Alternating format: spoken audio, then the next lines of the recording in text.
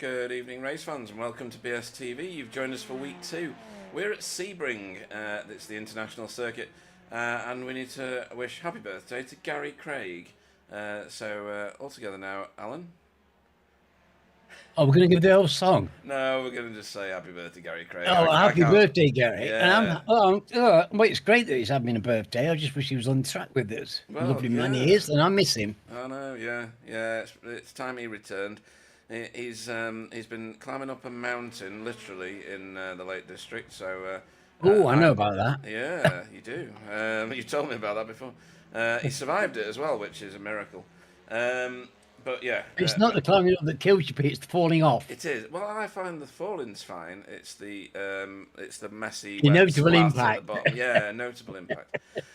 So we are at Sebring. It's a family favourite. Everybody loves driving here, really. As you'll probably guess, I am riddled with cold yet again, folks. But it's me, Pete Bingham, in the booth with Sir Alan Toon again. So good evening, Alan. Evening, Pete. Evening, everybody. Yeah. We've got a 28-degree track. It's in the evening. It's going to go dark eventually. I know that Andy Littler doesn't like driving in the dark, or really, he struggles to see in the dark. So apologies, but that's an iRacing thing. That's when the session is booked for. So it'll be about 6 o'clock in the evening, local time in Florida for this. But yes, this is going to be a dramatic one. We're going to quickly go through the standings, Alan, because there's. I'm going to skip across Pro as fast as I can, to be honest, and you'll see why in a second. We've got 5 minutes before we need to go to viewing stuff.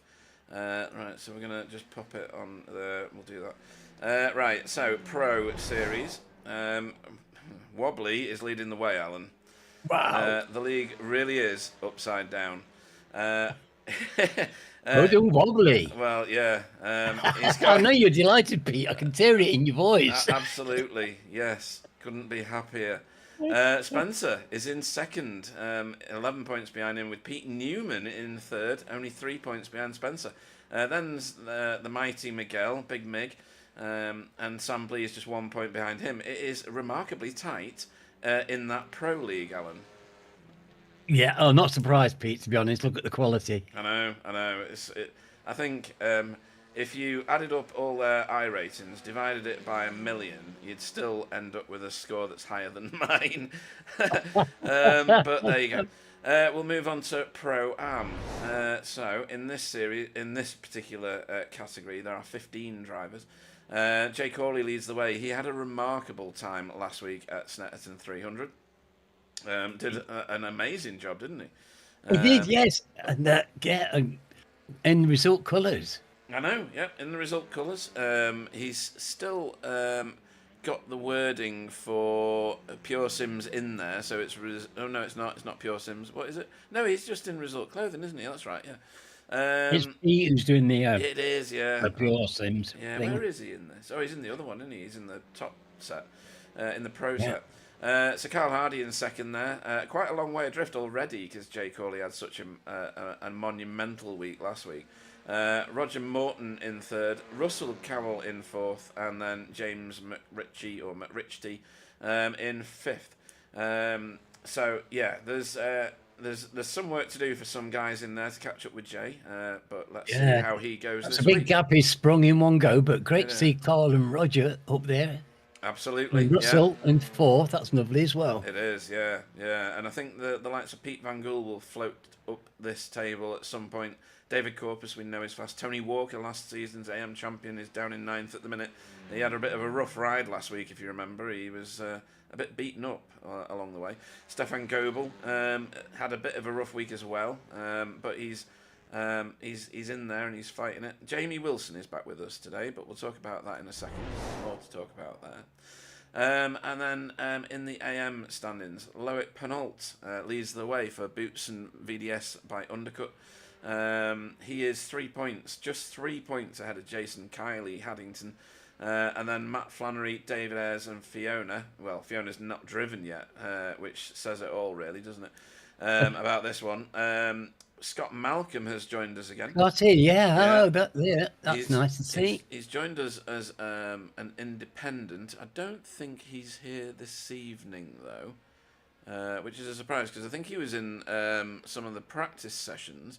Maybe he just can't make it this evening. So he's back with us and he'll be racing in future races. In terms of the team standings, we've got Hydro Race Jurassic out in front by quite a lump, already over BSTV Pink. And then Result Clothing are in third, Safeguard are in fourth, and Result Esports with Pure Sims, which is Pete Newman's lineup. He is in fifth because he is on his own in that one. And then everybody else. So Spectre 6, last season's Dash for the Line team with Hydro Race. A bit way off the mark at the minute, Alan. They've got work to do. Yes, but couldn't be earlier days, could it? No, of course not. No, definitely not. Driver of the meeting, there's only been 1 week, so only 2 votes. Jamie Jeffrey got it, and Pete Newman got it last week because they had spectacular races independently. He was very pleased with his driving last week. He was delighted with everybody's performance. So actually, he loved being on the track with everybody, and he told me he did. So yeah, very professional. Yeah. And then some familiar faces at the top of your Safe Driver Award, Alan. JB and Tony Walker are up there. Jason Haddington, he had a spin and he had a few little misdemeanors along the way, but he only accrued 7, whereas other people at Snetterton accrued an awful lot. Sam Blees, I think, got 25 in total. Wow. And that's not usually his style. That's not like Sam. No, but there was a bit of side to side. It was the first week, new drivers, there was bound to be a little bit of sorting out. Yeah, definitely. So all to play for. Look at that! Doesn't that look fantastic, Pete? Look at that list of names down there, and that superimposed on Sebring. Isn't that just gorgeous? Doesn't it make it makes my heart beat quicker? I love this place. It is a fantastic track to visit. This session is going to tick over now, and we're going to go straight into qualifying. Miguel Freitas getting the fastest lap time, and that is blinding. That 2:13.8. I think the fastest lap I've seen around here was a 2:14 up until this point. So well done to Big Mig. Kind of expected from him. Well, yeah, you do, yeah. It's a fantastic driver, but yeah, Wobbly's up there as well, and equally fast. And this is it really takes driving this circuit, doesn't it? It does. Everybody's piling out of pit lane at the minute. Let's have a look and see if we can get a better angle on any of these guys that are coming out of the pits. Oh, crikey, there's a big stream of cars. Let's go to a different camera. That'll show us a little bit better. So everybody out on track, trying to get their qualifying laps in. They have got 15 minutes in which to do it. So this is going to be quite a dramatic race. Everybody's very familiar with this track, aren't they, Alan? It's been around on the service for a long time. A lot of endurance races come here. Obviously, the Sebring 12-hour. That's very, very much in the news. Of course, that's happening very shortly with its rain for the first time. We've got the team going in, and excellent. It's just well, it was actually I think our first successful go in an endurance race. Right. The Sebring 12 hours. So we've got a kind of a nostalgic thing for it, and we're making a bit of an effort this time. I'm delighted to say. Excellent stuff. Struggling to hear Pete, Sir Alan is fine. Struggling to hear me, that's unusual. Maybe if I do a bit of this. Let me see which, just let me go into my settings a minute. Audio, no, it's on the right thing. Okay. You sound fine to me, Pete. I've got your normal sort of thing. Right, okay. Let me have a see. No, I'm quite okay. I think Clyde's just being weird. Good evening to Davey Daniels. Kevin is here. His car at the minute is in one piece, mate. So all good. So far, so good. It's a bit of a new livery, this one, and I like it. It's got a lot going for it. It's quite dynamic. There's a few actually that we didn't pick up on last time. And one of them that I really like, and I was following him around before, not in a weird way, that's for the weekends, is this one, Jason Haddington. How did we not spot this last week? This is a really nice livery. It's asymmetric. Not the team. This is Air Smart Racing. But it's Really, really well made livery. I wonder who does their liveries, because that's splendid. Yes, intricate. Yeah, it looks mean. I quite like that. And in the same sort of breath, where is he? It's psychedelic. It's looking a bit 1967. Yeah, it's pretty good. That, yeah. If I did some, mind bending drugs, that'd be pretty cool.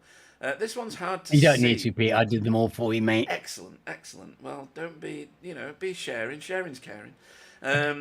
So this one's harder to see, but the same principle applies. It's black on black, but it's matte black on like gloss black. I really like these paints that the Air Smart Racing boys have got rocking at the minute. It's quite good. And then of course we've got James McRitchie back from Asymmetric. Maybe he'll bring some friends with him later in the season. Who knows? He's certainly enjoying himself at the moment, and obviously one person that is enjoying it an awful lot because he's head and shoulders above the rest of his current category. If I can find him, where is he? There he is, Jay Corley, in Result Clothing, having a blinding time at the moment, being towed around at the moment here by Stefan. And Stefan's no stranger to endurance races, is he? Because he does a lot of Nürburgring stuff with the rest of the VTS boys like Loic. Marco Loert. So yeah, he's going to know this track very, very. I think everybody must do, Pete. Yeah. I think it's kind of an unavoidable place if you're going to participate in iRacing in any meaningful way. Yeah. I think he got the entry to Le Mans wrong there, and he's about to get overtaken by Jay Corley as Stefan. Well, it looks so simple and straightforward, this place, and it certainly isn't. Yeah, I know. Actions matter, don't they? It's God, it hasn't got much in the line of hills, but crikey, it's got some testing corners and sections. It really has, yeah. Right, let's talk about... Where's he gone? There he is. So this is Dan Mould. He was flashing his lights a minute ago, so he's just lost 6 million points. So, yeah, he's back with us for some of this season, at least. I'm going to talk about... two things I need to talk about. One is this, Alan. Are you seated? Are you comfy? I am. I've got my seatbelt on. I'm all ready. Oh! Here it is. It's one of the most prized. I can't do it without laughing. It's a trophy. Let's just leave it at that, shall we?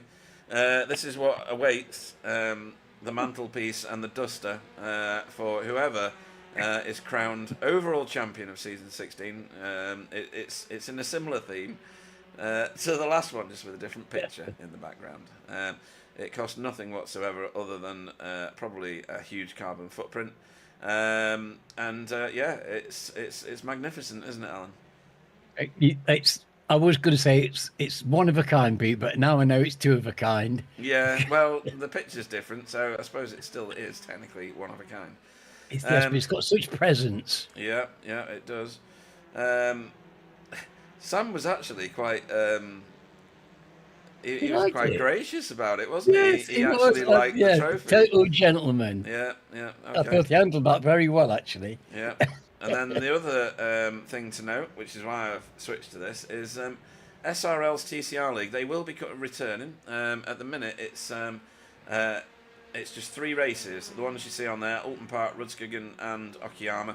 That is full. He is oversubscribed for that now, for Friday night races.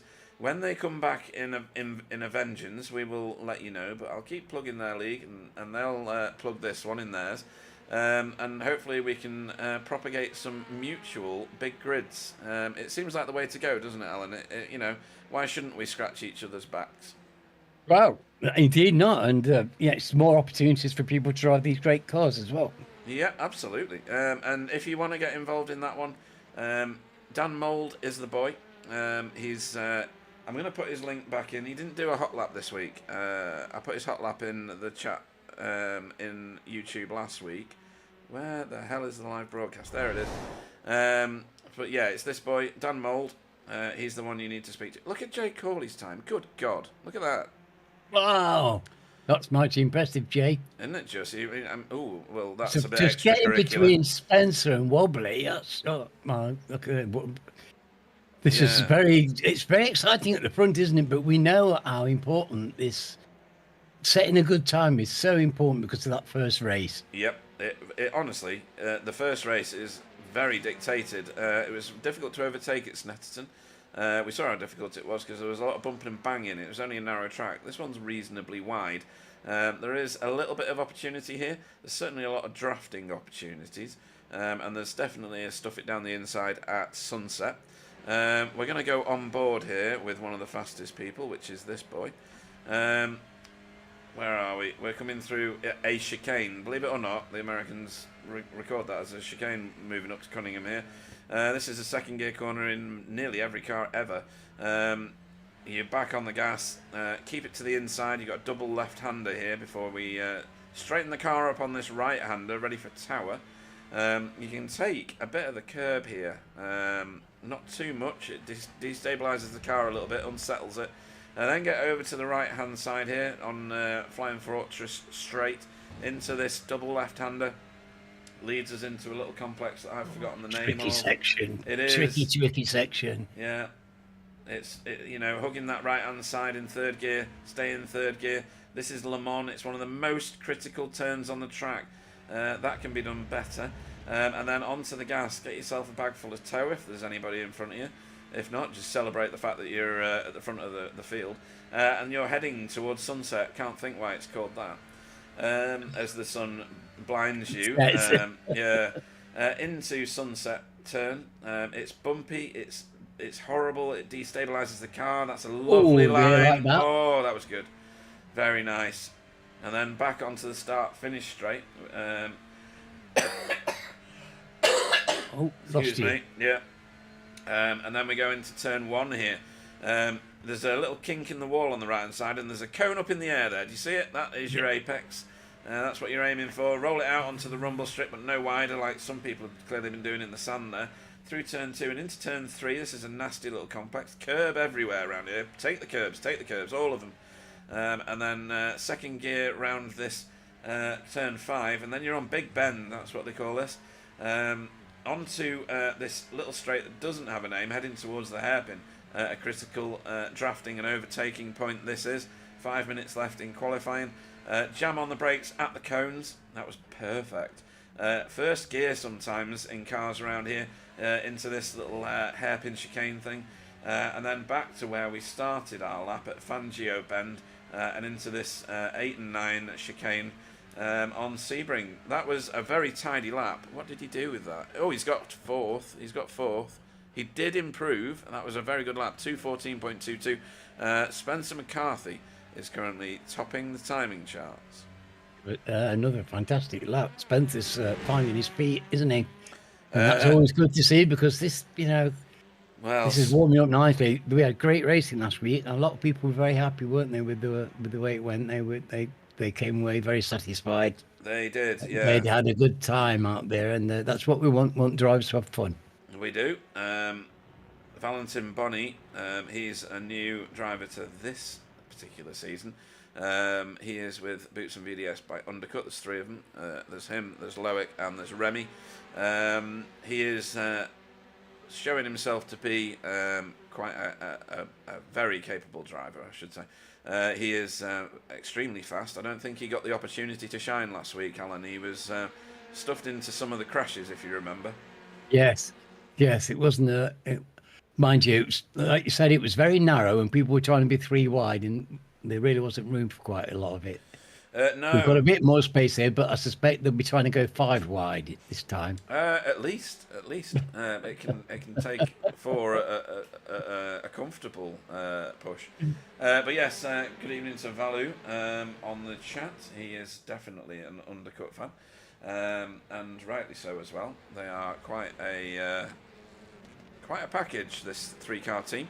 I think they'll be challenging for the team title at the end of it once they get their eye in. Somebody going extraordinarily wide just there. Not managed to speak about Jamie Wilson yet. I've not managed to get a bit while he's on the track. He has qualified laps and he's currently in 15th, but he's pitted the car.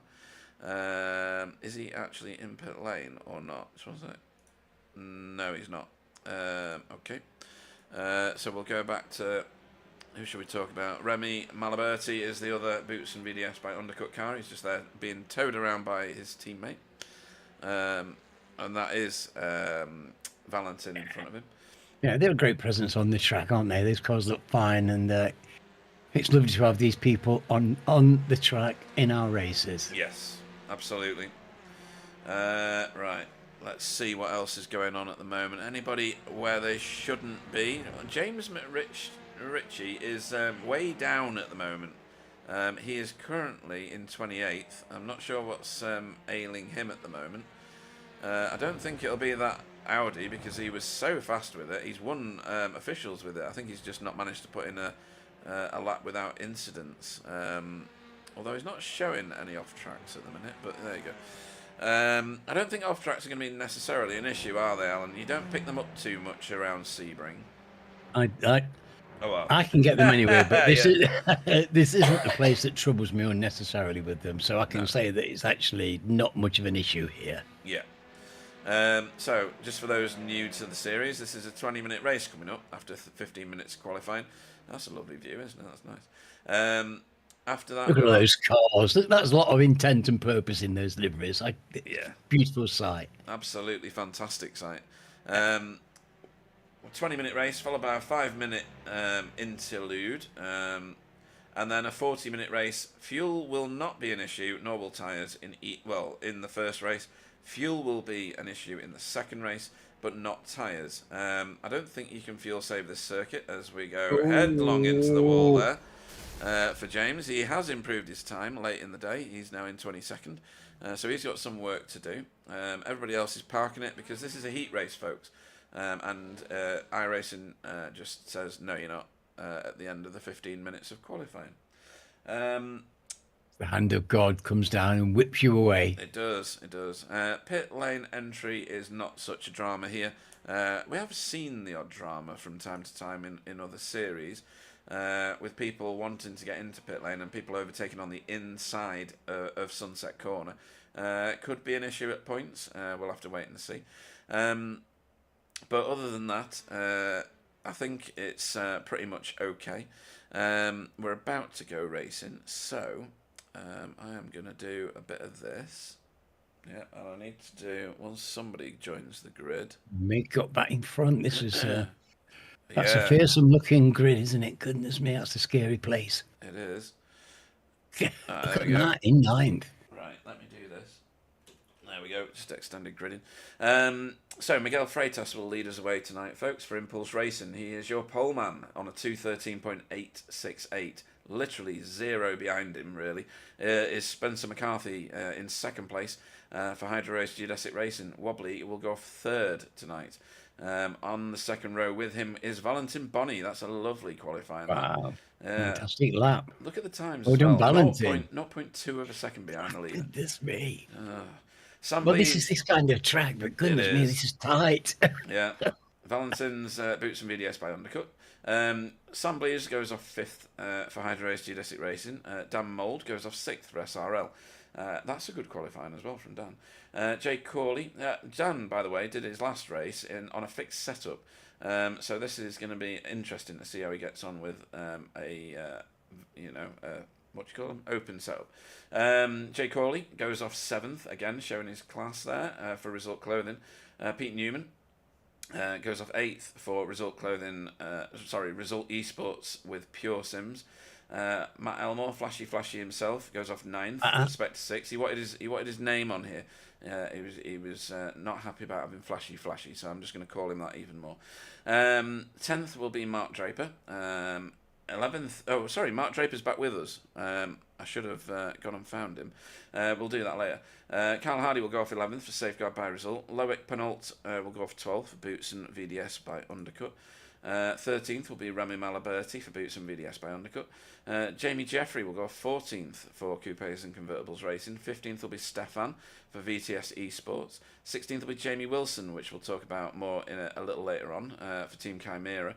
17th will be Chris Needham for Air Smart Racing. 18th will be Stephen Walker for Spectre 6.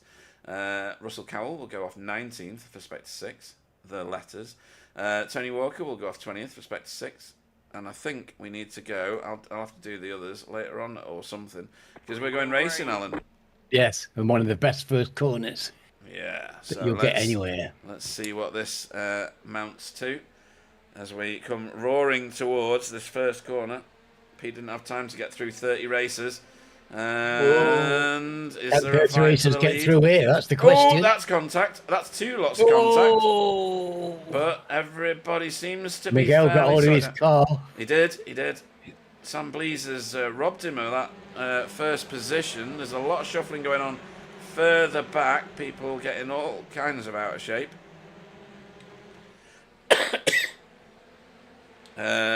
Poor qualifying from Kevin, says Davey. He's down the order somewhat. Yes, there's a few people down the order. Stephen was down the order, I noticed as well. But Sam Blease and Dan Mould. Look at this. Yeah, Sam Blease and Dan Mould getting a bit intimate with one another there at some point. I think Sam got on the grass, and I think Dan may have followed him. We'll have a look at that again in a minute. But they come piling round here. They are way down the order now, 21st and 23rd. So people picking up positions. Yeah, let's go back to the front. So Spencer leads. It was Spencer, not Sam. My apologies. So Spencer leads Miguel. These are the two at the top of the table, or towards the top of the table. Wobbly is the series leader at the minute. He's in third. Valentine Bonnie is in fourth. Pete Newman rounds out the top five.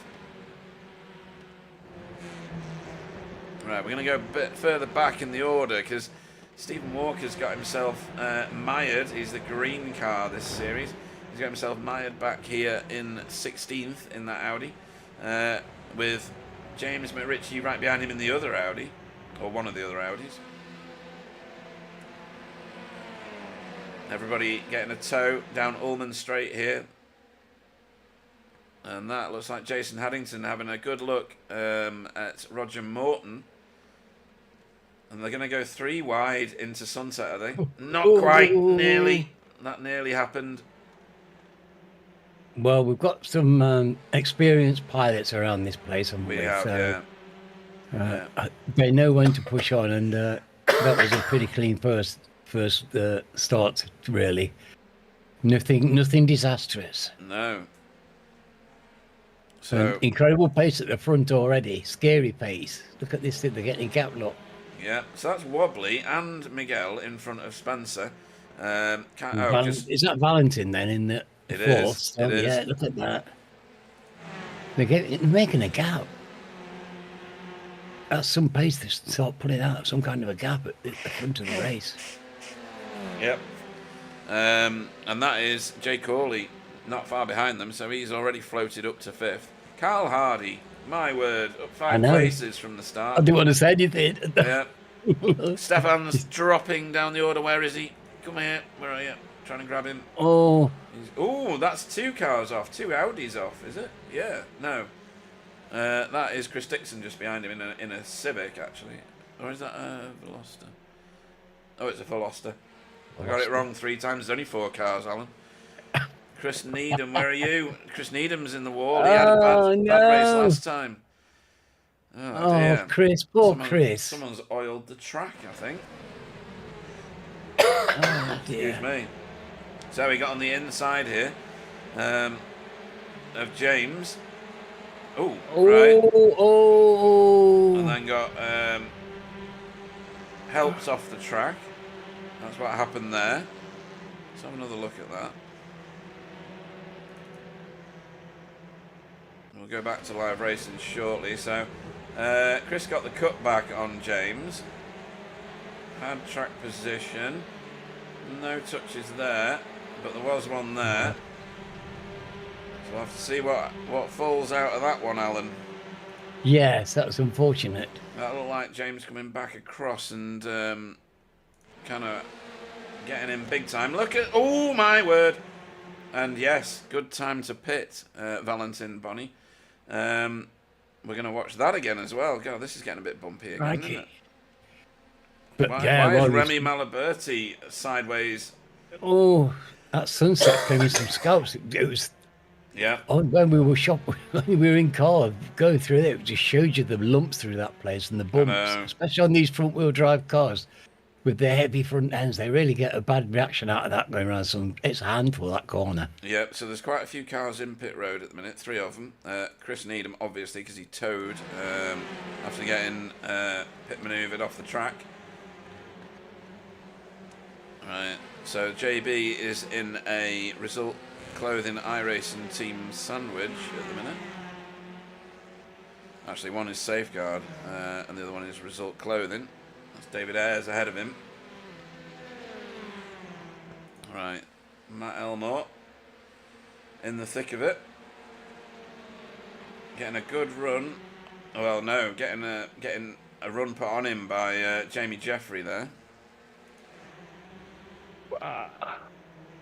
So, this is intimate, isn't it? Yes, I bet they're enjoying that. Goodness, talk about close racing. Yeah, and look at that, Mark Draper. Oh, look at that! Back racing with us, previous champion in this series quite a few seasons ago. Going well. Yeah, going very well. He's in 9th at the moment, which, given this is his first race back, it's pretty impressive. Once he gets into the flow of it, he will be mighty again, I think. Stephen Walker now stalking Loic Penault. So, let's have a look at class standings. So Miguel, Spencer and Wobbly lead pro at the moment. Jake Corley, Carl Hardy and Jamie Wilson are leading Pro-Am. And Loic Penault, Jason Haddington and David Ayres are at the pointy end of Am. Looking good. Excuse me. Right, back to the normal Are those people in the order. pits we joined, or have we still got people languishing? So Is Chris still languishing? Chris Needham's back on track and circulating. James McRitchie has been to pit road because He's out. He's out because of this, whatever this is. Oh, he's given a bit of a shunt to. I've forgotten who's in that new paint now. I don't know what that was. He just shunted and reset his car, so he must have expected it to be knackered and then has quit out. Okay, let me go back to live running. Excuse me, folks. Apologies if I bark like a dog every so often. Right. Back to where we are with JB, who's holding that inside line defensively there from Roger Morton. Roger's trying to work him over and pushing him round Cunningham not Cunningham Corner, around the hairpin there. Giving him a helping assist. We are having fun together. Yeah. So Remy Malaberti has ticked off a couple of positions after having to pit for damage. That was Chris Dixon that he's just passed. We've got Jamie got into top 10. Yes, right. We need to talk about this. So Jamie is in a non-standard Team Chimera paint. Usually this is white and green. This is the colours of Asthma and Lung UK. He's put this paint on to represent that charity. They provide a service. His mother, sadly, during last season, passed away in hospital whilst having a routine operation. Very, very sad. He would like it understated to call out Asthma and Lung UK, and if you have any cash that you can spare for that charity, if you go onto their website you can donate, and I'm sure he will be appreciative of anything that is given, because those people helped his mother out when she was suffering. So very sad time. Great to see him back on the track. He joined us last night in the Mazda, so I was absolutely delighted to see him. And welcome back, Jamie. Yeah, very much welcome back. You've been missed for quite a while, actually. But it is fantastic that you are back with us now. And he wants it fairly understated, so I'm going to leave it there and let you all make your own decisions on what you want to do with that. Right, fastest lap at the minute. Jay Corley He is Pro-Am car and he's in 3rd place, Alan. Fantastic driving. Yeah. Do you think he's in the wrong category? I think he might be. Well, he's in between Miguel Freitas and Mr. Kneecaps himself. So I don't know. I wouldn't be able to keep a car there for more than about 3 seconds. Good grief. And then Pete Newman's pushing his... technically, his team boss round the track at the moment. That's a bit intimate. Remy Malaberti has now found Andrew Littler. So he's ticking off the positions quite quickly now in his recovery drive. And he'll be giving him as much of a scrap as he can, that's for sure. Yeah. And Andy will be wanting to do it in this race because I think if it goes a bit darker for the next one, he might struggle to see. We don't know really.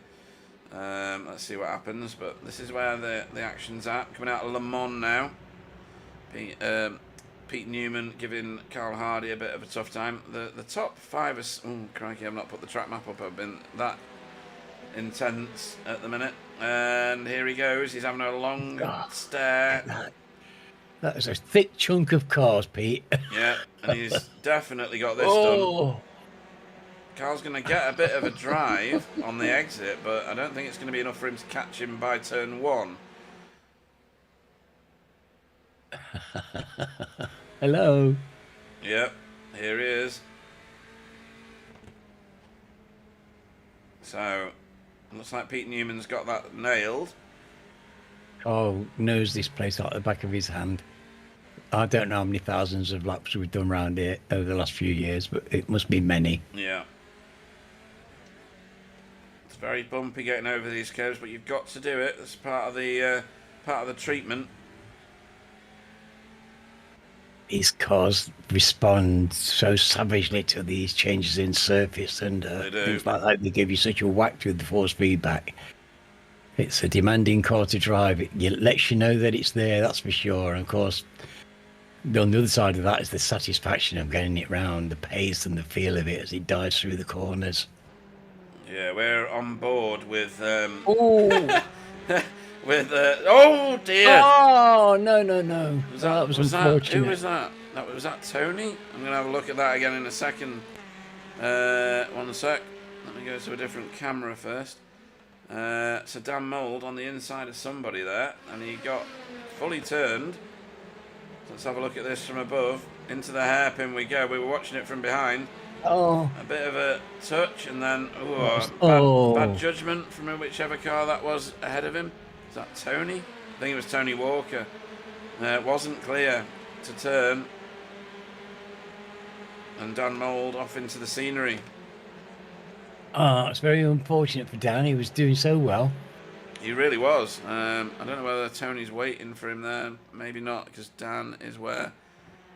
Oh, well, anybody want to climb in? He's got plenty of opportunity to put his shopping in there. That back wheel looks properly bent up and pointing the wrong way. That is not a happy sight. No, but he's not lost many positions. So if he stays in it, maybe he can pick somebody off ahead of him. Pete Van Gool is ahead of him, so maybe not, because Pete's very, very fast. Currently, Russell Cowell is in the reverse pole position in 15th. That is a feature of race 2, folks.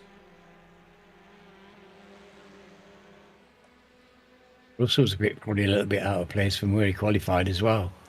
He's 4 positions up from his qualifying, yeah. I thought he did. Oh, it was last week he did well, doesn't he? He did pretty damn good last week, yeah. Oh, wobbly. Oh, is getting overtaken here by not just Pete Newman, but nearly by Carl Hardy as well. Well, that would be something to see. If Carl can get by wobbly, goodness me, that would be something. It really would.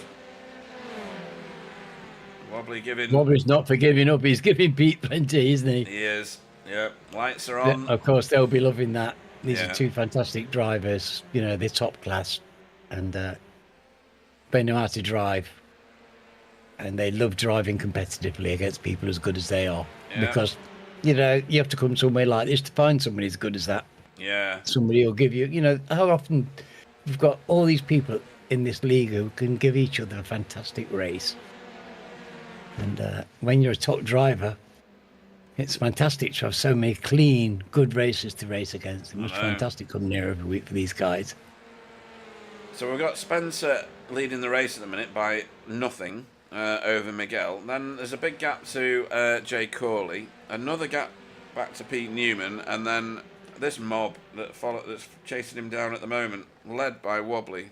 Wobbly seems to be falling backwards somewhat. Yeah, so I don't understand this. This is. I think it's just Wobbly's Audi. got lots of pace. Yeah, he had real pace in practices. I don't know whether in the real race situation that Audi suffers somewhat. I'm not sure. But Matt Elmore is getting deducted 63 million points for flashing his lights coming around Cunningham Corner before. So that's going to impair his league standing. Stefan, who had a bit of a rough time at the start, is on a recovery now.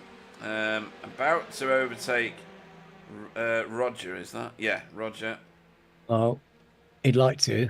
He's on the inside of him here. This is a good line from Stefan. Oh, very nice. Yeah. He's not going to get the drive, or is he? Maybe he will. No, not quite. Crikey. He knows where to put the Audi, It's such a crucial corner. And coming through there neck and neck, you've got that run down the straight and then the braking for this or the lift and hope for the best. Yeah. I close my eyes going around there, Pete. It's too scary for me. Right, where's Dan Mould now? So is he moving forwards or backwards? I think he's going backwards at the minute. I don't think he's got much speed left because I think that left rear wheel is pointing in all sorts of wrong directions. I don't know. He's keeping it on the track, to be honest. Just talent. There's no point. There's a lot of aero gone out of that car, hasn't there? Yeah. It's a bit like a bottle bank at the minute, isn't it? You can chuck your bottles in the back of that. Roger Morton and JB having a scrap behind, which can only help Dan Mould get away. There's no point in him pitting. Oh, here we go. This is on. This is the lead. Easy. So we're going down into this S section before we get to Le Mans. Side by side. We've been side by side for a few corners here. Oh, Spencer getting a push. Wow. And look at that. Jay Corley and Pete Newman are now on this. This could be anybody's, Alan. Is that the ragged edge there, Pete? I just see? I think they're a bit beyond the ragged edge. I think they'd need binoculars to see that. Elmore, stop it. Otherwise you're getting your flashy name back. Right. Round the outside tries Miguel. Side by side again, and look at Jay Corley. Oh my! Oh, that's a terrible camera. That's no better. Damn it! There we go. He's not managed to get over the line, so he didn't get a point for leading. Miguel stayed ahead of him, but these two Hondas now leading away. Oh. 2 by 2 they go round there. That's very wide from Pete. Right. Oh, look at that Wobbly trying to stuff it down the inside of Pete Newman. And now we've got how many for the lead? 7. 7 for the lead. No, it's got to be more than that. It's 9 now. Good grief. It's just that the screen can only take 7 car numbers at a time in the battle box in the bottom right corner. Well, the scrapping's kept it together, hasn't it? Very, they were stretching away, but they were. And Carl's still doing a great drive in there. It's just brilliant. Spectacular. I mean, Jay Corley, he was in the chat before pretending he's not going to do well. Look at this. He's not living this down. This is going to go on for weeks, this. What a drive. Well, all these guys are putting in a fantastic drive, I think. Yeah. There's no old bars, but it's 2 by 2 going around Cunningham. Yeah. Couldn't squeeze Rizzler papers between these cars. Oh, that was We've seen contact, but when you're racing as close as this. Was that Mark Draper out in the wild? Yeah, out in the weeds for a second, but he's back on it. Sorry. Yeah, they make great recoveries, these chaps, if they can. Yeah, there's a few cars on proper recovery drives because of what happened earlier. Where is... Did we see Pete Van Gool crash or not? No, we didn't, did we? Right, we'll just have a quick look at this because I want to know what happened. He's on his own. Oh, is this where the curb got him? Because the curb can get you if you're too much on it here. Yes, right, okay. So no real dramas. I've done that so many times. And then a bit of an angry stamp on the pedal there. Right, let's go back to live running. Well, no damage done, but yeah, places lost. That was it. That was the end of the race. Of course it was, Pete. It's always the same for these sprint races, isn't it? Right, we'll have to catch up with anybody else. Right, who is what a still race to come that over was! the line? Goodness me, there wasn't much letting off there. No, there wasn't, and Miguel Freitas got it in the end. So we'll go through the standings later. Dan Mould stayed ahead of the people he needed to. I think he lost one more position to Roger, as everybody comes piling round this last corner, and over Sam the got line. 13, that was good. Yeah, there was a few on proper recoveries.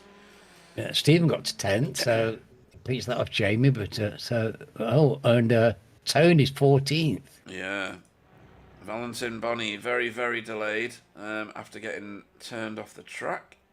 Yes, and he was driving beautifully, wasn't he? He was. I think he'll feel very short-changed. Second race, though, he can easily get to the front, I'm sure. Well, I find that the character of the second race is quite often a little bit calmer than the first one. Yeah, I mean, the first one is exactly what it's supposed to be. It's a sprint, but it shouldn't be crashy. Obviously, when you've got this many cars on the track, all eager to get to the front. But we only had one retirement, which is... yeah, hopefully James returns for race. It's credit to the drivers that even if they have a bit of a misfortune, they're back on the track. Yeah, absolutely. Jamie Wilson touring it round, but that will be the end of that session. So let me go and do that. Let me go and do this and do this. So the winner of what is race 3, round 3 of the TCR Challenge Cup Season 16 is Miguel Freitas, who won it in the end by half a second for Spencer McCarthy. We didn't see it because Pete was busy running a replay of something else. Jay Corley, not only the first Pro-Am car over the line, but got himself a podium there, which is a remarkable result. And very, very close to the front of the field in third. Pete Newman in fourth for Result Esports with Pure Sims. Wobbly in fifth for BSTV Pink. Jamie Jeffrey in sixth for Coupes and Convertibles. Some really good results in this. Matt Elmore in seventh, despite all the light flashing, for Spectre 6. Mark Draper in eighth. Ninth was Carl Hardy for Safeguard by Result. 10th was Stephen Walker for Spectre 6. Jamie Wilson in his first race back with us for Team Chimera was 11th. Loic Penalt was 12th for Boots and BDS by Undercut. Sam Blees was 13th for Hydro Geodesic Racing with Tony Walker in 14th for Spectre 6 the number.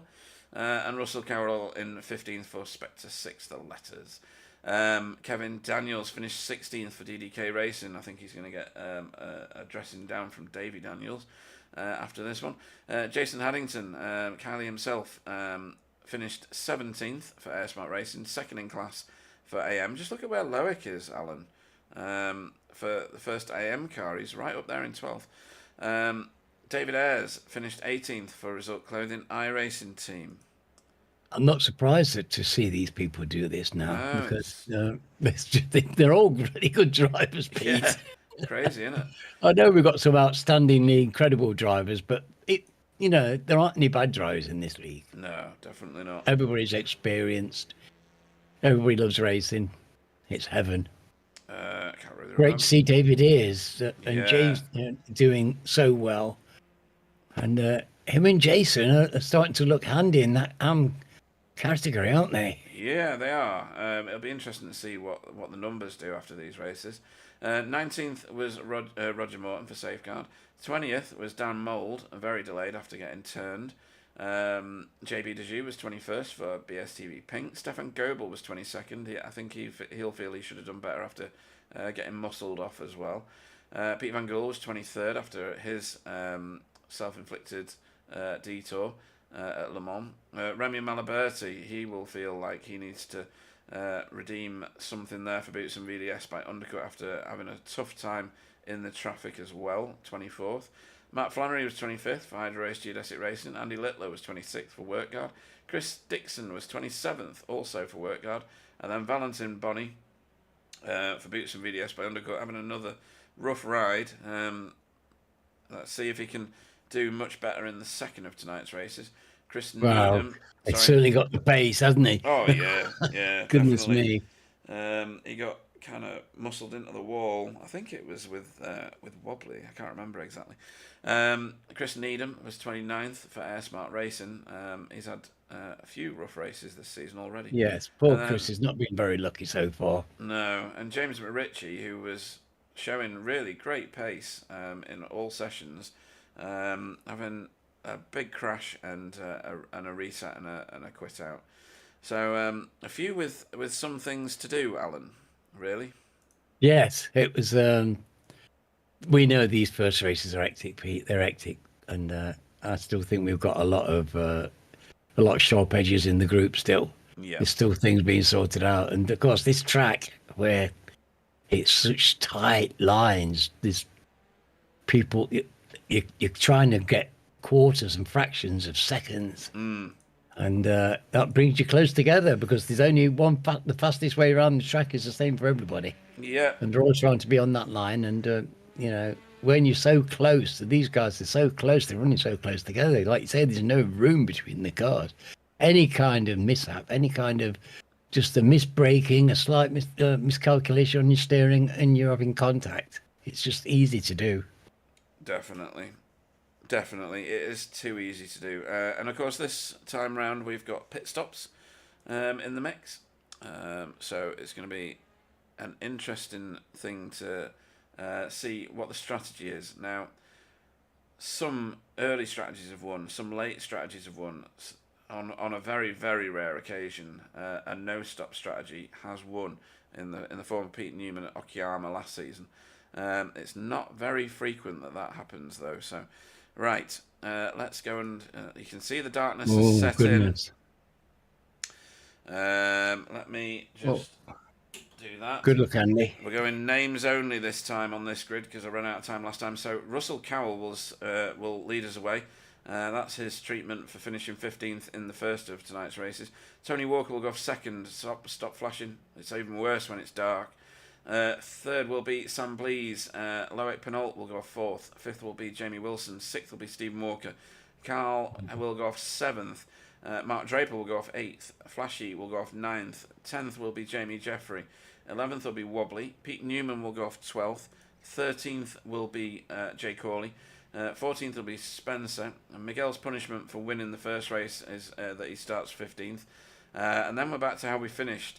So Kevin Daniels will go off 16th. 17th will be Jason Haddington. David Ayres will go off 18th. 19th will be Roger. Dan Mole will go off 20th. JB will go off 21st. Stefan will go off 22nd. 23rd will be Pete VG. Pete Van Gool. 24th will be Remy Malaberti. 25th will be Matt Flannery. Andrew Littler will go off 26th. Chris Dixon will go off 27th. Valentine will go off 28th. Chris Needham off 29th. And James McRitchie will go off 30th if he's still in the session. We're waiting for a few cars, notably Sam Blees. Let me just do a bit of this and do a bit of this. There we go. John likes to dice with death.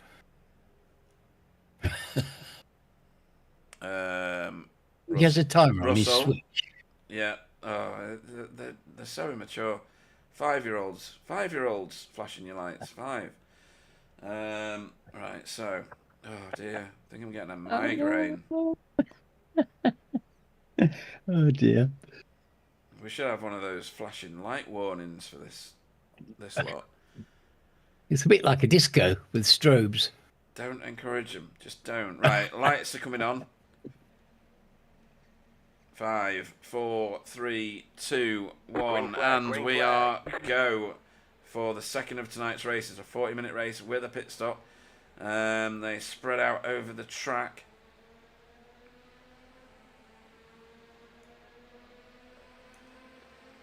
And through the first turn we go. So a shuffle at the front already, and that is Russell Cowell keeping his lead from Sam Blease.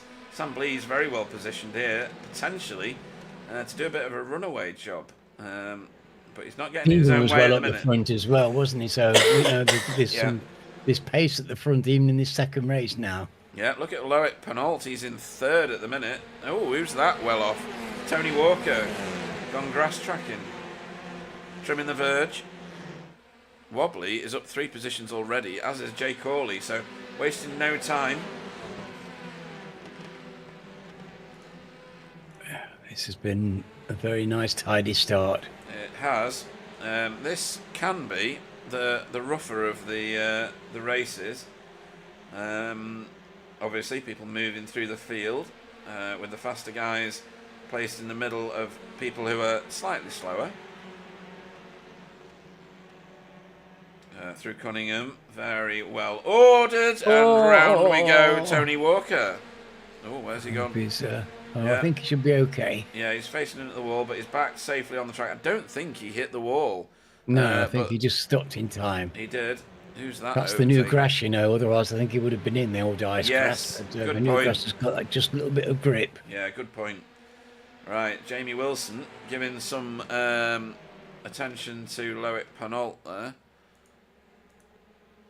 Mark Draper making his way through as well. Oh, he's not actually. He's stayed exactly where he started. Roger Morton and Spencer McCarthy both moving through. Jamie Jeffrey well off the line, slid through Tower Corner, and Miguel's gonna get on the inside of him there. Oh, they're about 5 wide going down here. Yeah. Oh, it's all right till you get to Sunset, isn't it? And it has to be sorted out. Whoa! Where you going? Where you going, Stephen Walker? So he got Le Mans very wrong, and he's about to lose. Oh, sorry, not Le Mans, Sunset. He's about to lose about 7 positions. Oh, well, it just shows you how tight it is, doesn't it? That's just one not perfect corner. Yeah. And that's what it costs. Because these guys are eager. They're in pursuit and they're not holding back. No. So, we've got people in pit road already. Oh, well, that can't be for good reasons. So David Ayres and Matt Flannery in pit road. Oh, no. In fact, they've got a crash, and I think it's together. We'll look at it in a minute, because this is a bit intense. Jamie Wilson has just got himself past Loic Penault, so Jamie's in third and he's defending into hairpin. There's quite a few cars. Wobbly down the inside of Loic now as well. Oh, Jamie's on the podium. Jamie is currently on the podium. Absolutely right. Now, And Russell, look at this. I know. Kevin Second, Daniels. third. Sorry, Kevin Daniels is moving backwards there.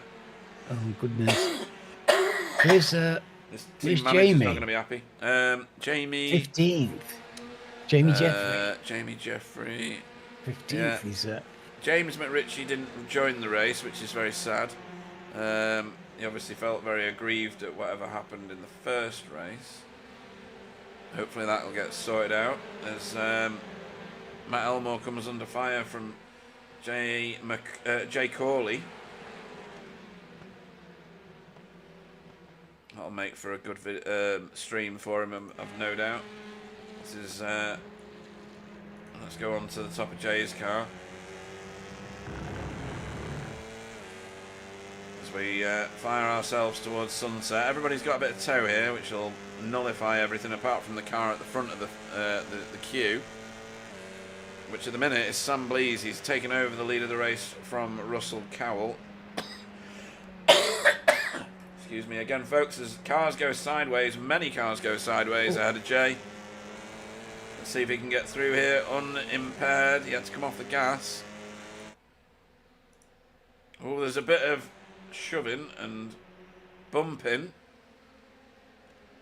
Couldn't quite see it all.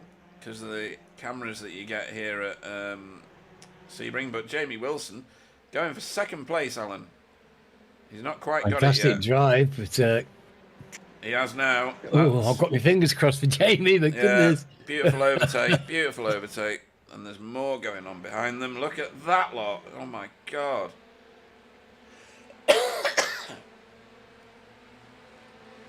So Undercut Racing team are on. Valentine Bonnie being Andy's called gone. out. Hey? Is Andy? Andy's in the pits. Andy's gone. Andy Littler to pit road. Chris Needham to pit road. And Valentine Bonnie, up 10 places already. Good grief. That does surprise me because his pace in that first race was fantastic. It was stunning. It's just a shame what happened to him.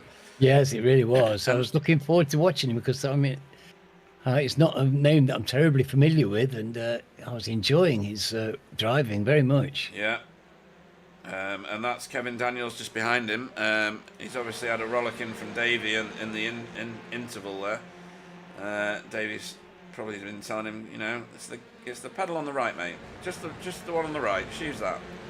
That's what Wobbly used to say to me to give me some motivation, along with why you're so slow, Pete, and things like that. Real inspirational stuff. Right, so this is Spencer absolutely carving his way through now. He's not bothering about anybody now.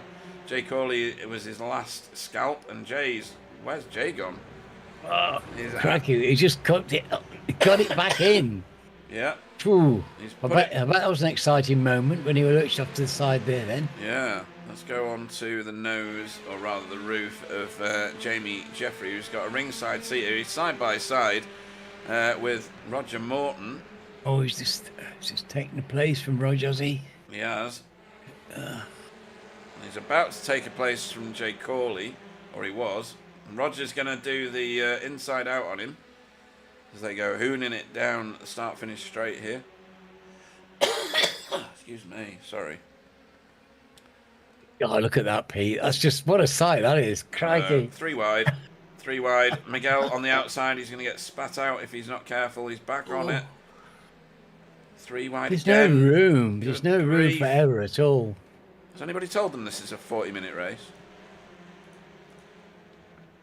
We've had this before with these guys. We have. This is intense. They think it's 2 sprint races topped on each other. Yep. We're already 7 minutes in. So we're behind, what's that, P29 to P20 in 2 laps from Valentine Bonnie. Yes, and he's getting even further up. He's 16th now. So he is just at the front of this now. And he's got Miguel in front of him. I mean, some of these guys to make these passes through here, isn't it? That's just fine driving. I mean, I know people are trying to be fair and and giving it up if they're clearly beaten, but to make all those passes so cleanly, that's just fine driving, isn't it? Just, I mean, that's driver of the meeting material right there. What happened to him in the first race was not of his making. Nor was Dan Moulds actually. So. He is already up 9 places. Who's that going backwards? Jay Corley again. He's having a bit of a rough ride this race. He's right in the middle of this knot of cars. And Valentine's just got another one off.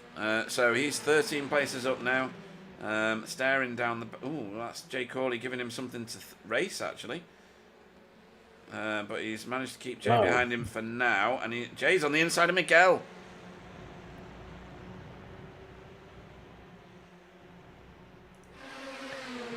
Or he was. Couldn't find my chopper cam for a minute there. And Valentine is out of the tow for a minute. And you can see the effect because it brought Jay up for a moment. And Valentine here, I think, is going to get this done. And he needs to slot in and get the tow off Jamie Jeffrey, and he's managing it. But I think Miguel's going to have a shot back here. This is a good one to watch. There's cars entering pit road. You can see at the bottom of your screen I've put the pit stop monitor that Jamie Wilson kindly created for us. Good grief.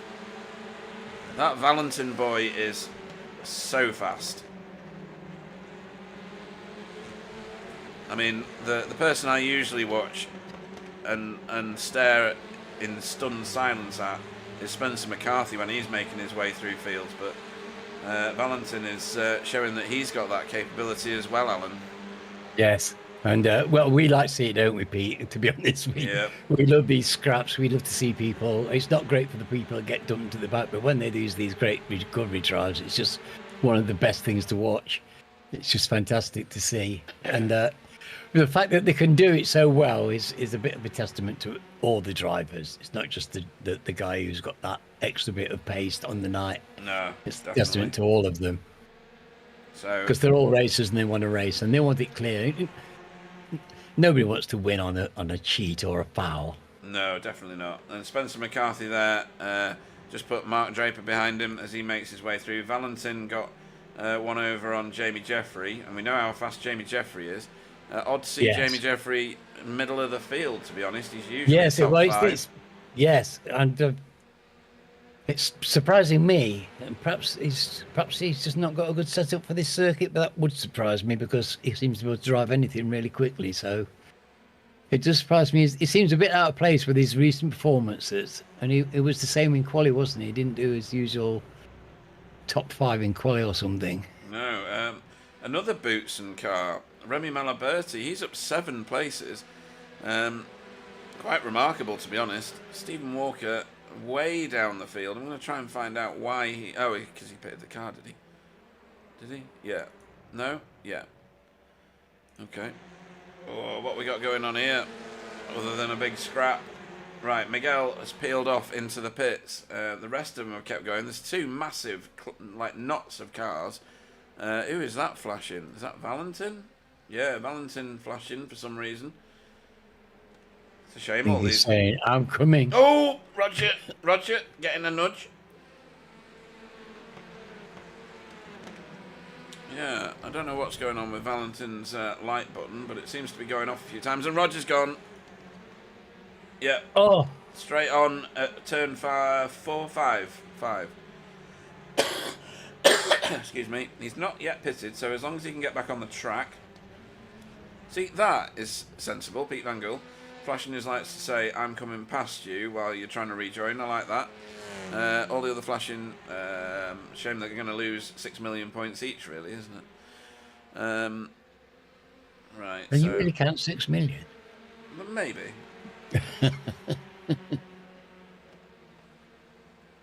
Right, so what was it? Jamie's hanging on to Sam. Sam's only got a second on him. Yeah. And Wobbly's right on Jamie, so this is tense stuff for those guys at the front there. It is. But Matt Elmore, what a drive. 4th place. And Russell as well. Yeah, Russell's keeping with him, actually. And so, well, he's got Spencer bearing down on him quite heavily now. And Mark Draper. Spencer gone by Mark. So your race leader is Sam Blees, our current reigning champion. He has Jamie Wilson for close company, 0.8 of a second behind him. And then Wobbly managed to stay out of all the dramas this time. Trying to retain his lead of the championship. He's our current championship leader. And then there's a big gap. Good job of it, isn't it, as well? Yeah, he's in the Audi.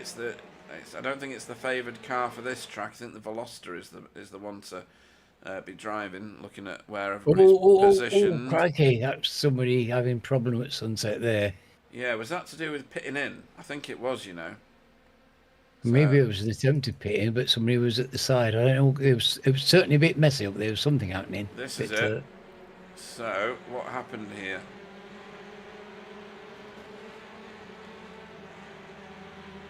Oh, right. It was just ahead of them. So, who was that? Is that Russell? It might have been. Let me go back. I think he was trying to get in the pits and missed it in the dark. Maybe. I'm trying to see it now. Let's have a look. This one. Oh dear. Right, okay. Was that Spencer? Don't know whether Russell was intending to pit or not. No, but he nearly did regardless. I don't think he was, probably. No, he nearly got pit manoeuvred, like properly pit manoeuvred. I don't think there was any malice in it. I think it was just Spencer going a lot faster. I think it was Spencer. Anyway, has he got the green bits? Yes, it was Spencer. Right, 2x2 going around Cunningham here. Is that Dan Mould with him? Or behind him? That's Dan Mould behind him with Loic. Yep, and Loic doing a brilliant job at the minute. Look at where he is. I know, he's been hanging on fantastically. It's not hanging on that. That's 8th place. Yeah. Great performance. Well, people are getting by him, but, you know, slowly but surely. But, it's a fantastic drive. He's in a very, very busy place with some very good drivers, so he could be very proud of himself. Yeah, very much so.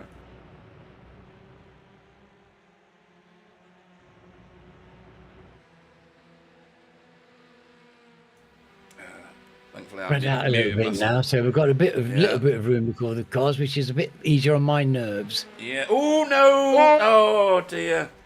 Right, we'll do an autopsy on this because No. that's Valentine Bonnie again in a disaster situation, and Jamie Jeffrey with him. So let's have a look at that because that didn't look too nice.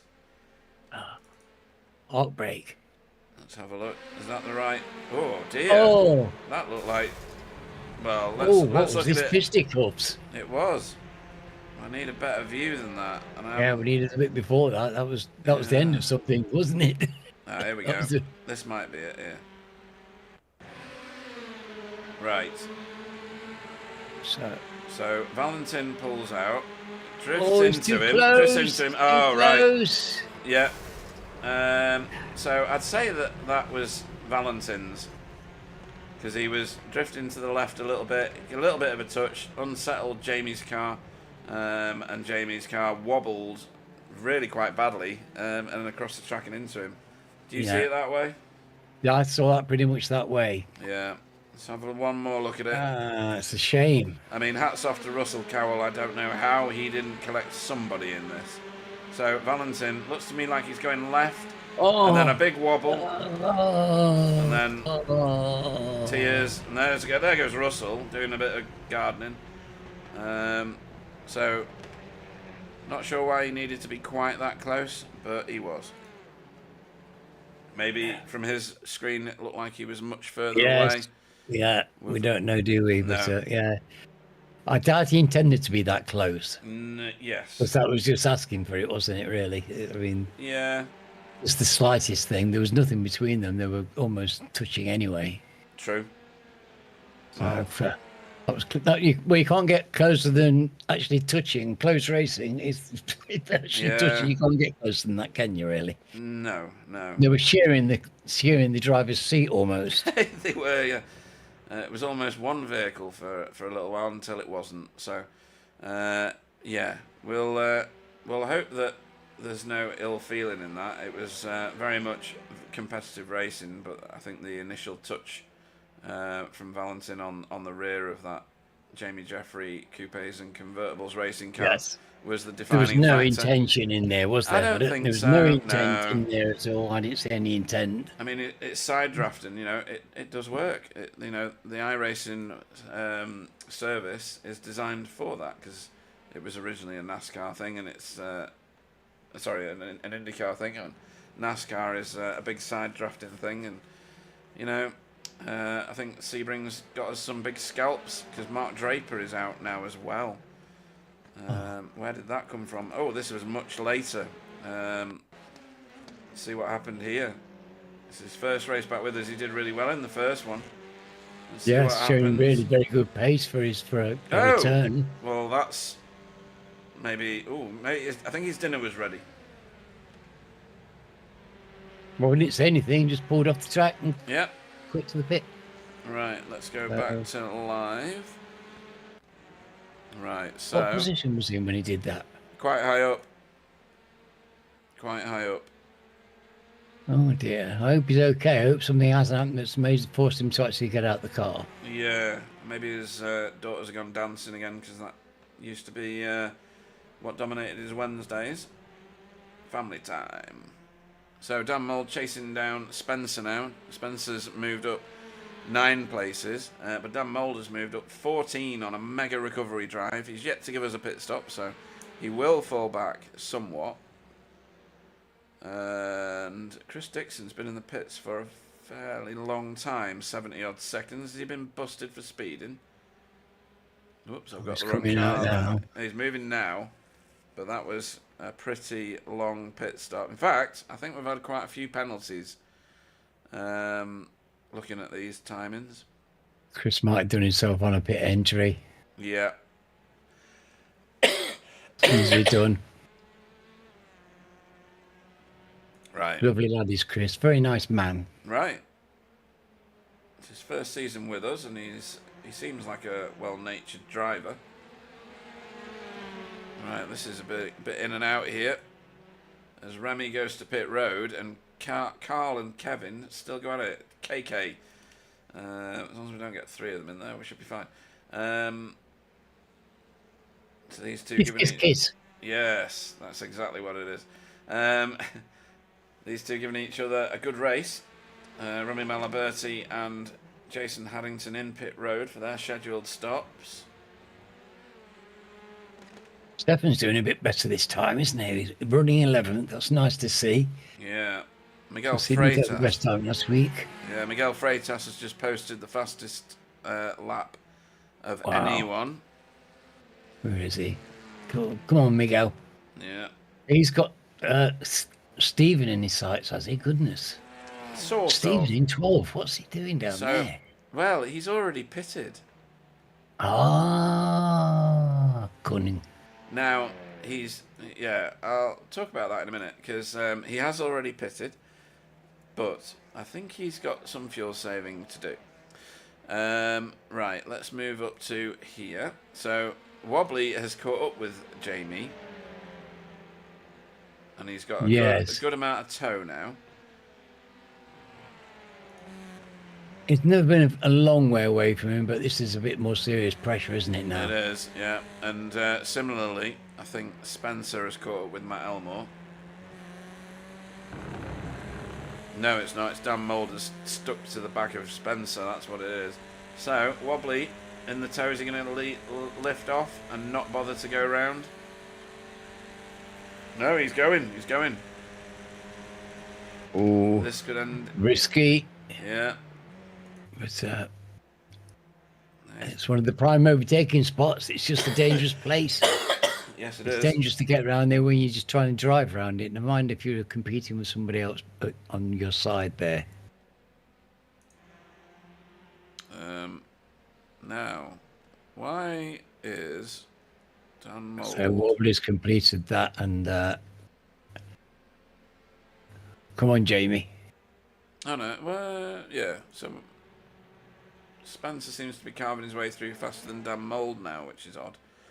But we'll see what goes on with that. Stefan Goebel into pit road. Let's see where he ends up re-emerging. He was doing very well. I pray that he has a good result. Up some damage somewhere. Could have done. He had damage in the last one. He's now overtaken. Well, he's left Loic behind now. The next car in line is Matt Elmore. Hopefully Dan Mould can hear me and he's going to flash his lights all the way up to the back of Matt Elmore's car. That is permitted. Flashing your lights at the back of Matt Elmore. He might be a bit intense watching. So Stefan's come out in 19th, which isn't shabby at all. That's pretty good. He's got Jason Haddington in front of him there as his next target. Jason's doing a very good job this evening. He is the second AM car on track. Loic Pernod, we've seen, is the top one. Let's go to class standings, and that'll show it a little bit better. So in the top slots, Sam Blees leads Wobbly over Spencer, and in the Pro-Ams, a returning Jamie Wilson in fine form leads over Kevin Daniels and Carl Hardy, and then Loic Pernod leads over Jason Haddington and Andy Littler. Andy in third. Andy's doing brilliantly. Yeah. He really just struggled with his eyes in the dark. His eyes aren't great for this, and that's fantastic concentration. A great big effort by Andy to do this. Yeah, and he's got lots of cars behind him at the minute, like on track behind him. Pete Van Gool, why have you just jumped to the pits? Oh, no. So this is going into turn 1. There's plenty of grass on the right-hand side as he leaves turn 1. Made a nice apex, but oh. Yeah, bit off there, but that's not the end of this. I reckon it's going to be a destabilised car. Well, it wasn't there either. I thought it might have been that turn. Well, that is one of the tricky places where you can get yourself in trouble. The next one's the hairpin, of course. Yeah. Let's jump on Which board. is a good track in the dark. They were generous with the cat's eyes here. Yeah. Maybe that'll help Andy Littler. I think that will be helping Andy for sure. Oh, so that's another one that's just parked it. It's Pete Van Gool. Parked it for an unknown reason. Oh no, it was a bit odd. So, hope he's okay. Yeah, Valentine has been on the chat to say thanks for your work. Sadly, you can't finish a race properly. See ya. Hopefully that doesn't mean that he's not coming back because he's such a fantastic racer. He was about to get my driver of the meeting vote, as I said, for what was a fantastic recovery drive. So I really do hope he stays with it. Right, where are we up to? Dan Mould has Loic still with him. Loic's doing a brilliant job here.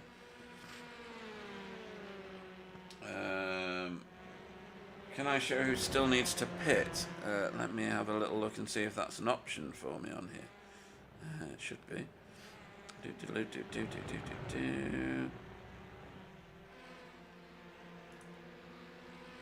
There we go. So that shows you when everybody pitted and those that have not done. So all the way back to 9th position. Haven't. Ooh, that sounded like crunching metal. Did you hear that, Alan? No. Oh dear. Yes, it was crunching metal. I'll come back to that, Dino. This was Chris Dixon. Over-rotating into sunset. Oh, Chris. That was unlucky. So, he'll need to pit that car. I'd like to say I've never done that, but I have. Yes, I'd like to say that as well, but I have to concur with you. Yeah, right. We'll go back to normal service. Oh, unfortunate for Chris, that. It's easily done, but it's never a nice feeling. No. So, yeah, now we're up to 7th, has not pitted, so that's JB Dejoux. Stephen Walker, the first car. Oh, that's a bit intimate. Dan Mould and whoever that is that's chasing him out there, Matt Elmore. That might end up with a bit of an argument. I don't know. Maybe they've sorted it out. Okay. So Stephen Walker is the first car who has pitted. He is all the way up here in that bright green Spectre 6 car. He pitted on lap 4. My prediction is that he's got some fuel saving to do. That behind him, like right behind him, is Jamie Wilson, the second car who has pitted. So we've got some rationalisation of the field to do, is the best way to describe it, Alan. I'll leave that up so that people can see who has and has not been to pit road for their scheduled stops. Matt Elmore and Dan Mould still together here as Andy Littler enters pit road for a scheduled stop this time. No, not at all, Dean. That's why I'm here, and hopefully if I keep an eye on things, I'll be able to react to that. Keeping an eye on Jay Corley to see who he's close to when they pit. Jay Corley, where are you? He's 14th at the moment. He is 14th at the moment. He's behind that little pairing we were just watching. He was having a brilliant race, and then he was getting dumped outside. I mean, he finished 3rd in the first race, didn't he? What a great result, and very, very quick, clearly. Right, a whole bunch of cars in pit road now. Pit road is suddenly very, very busy. Let's let's pop that back up there. Pop this back up here. So look at Lower. He's doing great, isn't he? Look at that. It's like a supermarket car park at the minute, pit road. A whole load of cars in there. Loic, Penault, Carl Hardy, Kevin Daniels, JB Dejoux, Spencer McCarthy's rolling around the track. So that sorts out quite a few. Stephen Walker is still the lead car that has pitted, which leaves Sam Blease out here leading the race with Wobbly. Still got him in his sights.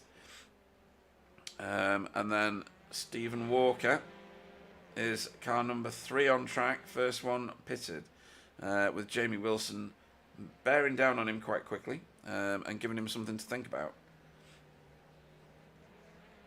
Yes, this is a. So we've got Sam and we've got Wobbly hanging out here. Yeah. Okay. Yeah, they're keeping it going on no stops so far. Car with the most positions taken in this race is Dan Mould at the moment. He's up 12 places. Miguel and Spencer, who are fairly close together. That is Spencer in front of him. They're up 9 places each, as is Wobbly, who is in second at the minute but owes us a stop. And Sam Blease, who's leading and owes us a stop.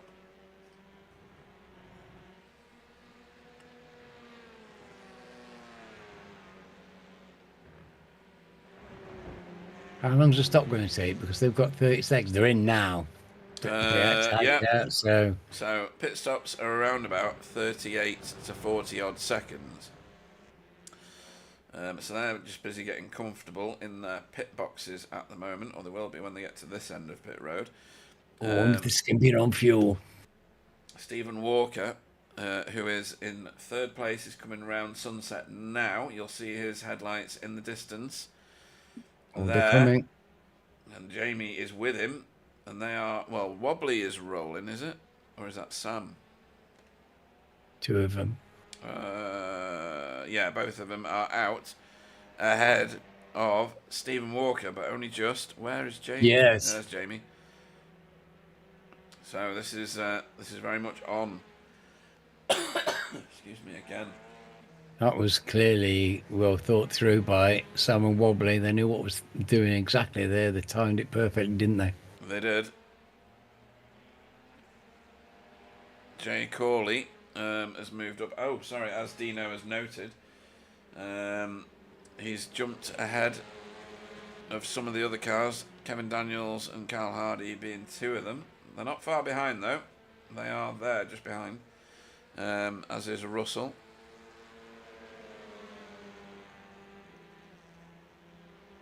So Jay Corley having a reasonably good race. Not as good as his first one, but he's keeping it together.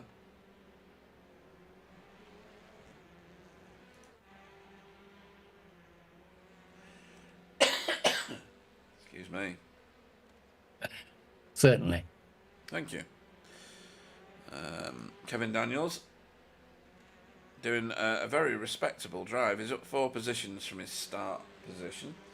And he's still got all the panels on his car, Davey. So I think the post-race dressing down will be less than it was for the first race.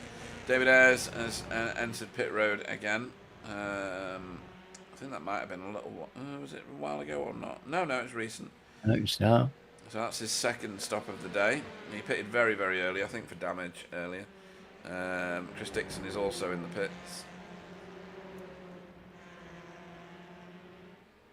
Right. Chris had that damage, so we were getting a repair and hoping it's not a 10-year job. Yeah. He doesn't want to get me doing the mechanicking, I know that. Excuse me. Right, so where are we? Sam Blease is leading the race. He's here. Wobbly is 2 seconds behind him. 2 seconds behind him is Stephen Walker. And then 1 second nearly behind Stephen is Jamie. But Jamie's got Spencer not that far behind, and then Miguel not that far behind him. So And then, What's tasty opposition? I know. So I think in the 6 minutes that are remaining, nearly 5 now. Is that it? Yeah, Oh, this is what happened last week. I I wanted know. an extra 10 laps. To do. I know. Could easily do it, couldn't you? Look at this. Jamie's doing a fantastic race, and he's, it is a shame that we lost that other young man because he was right in it. He was a contender, but we've got some very good contenders for the driver of the evening. Yeah, no. You know, we've got so many. That's the problem. There's been some very close racing. Yep.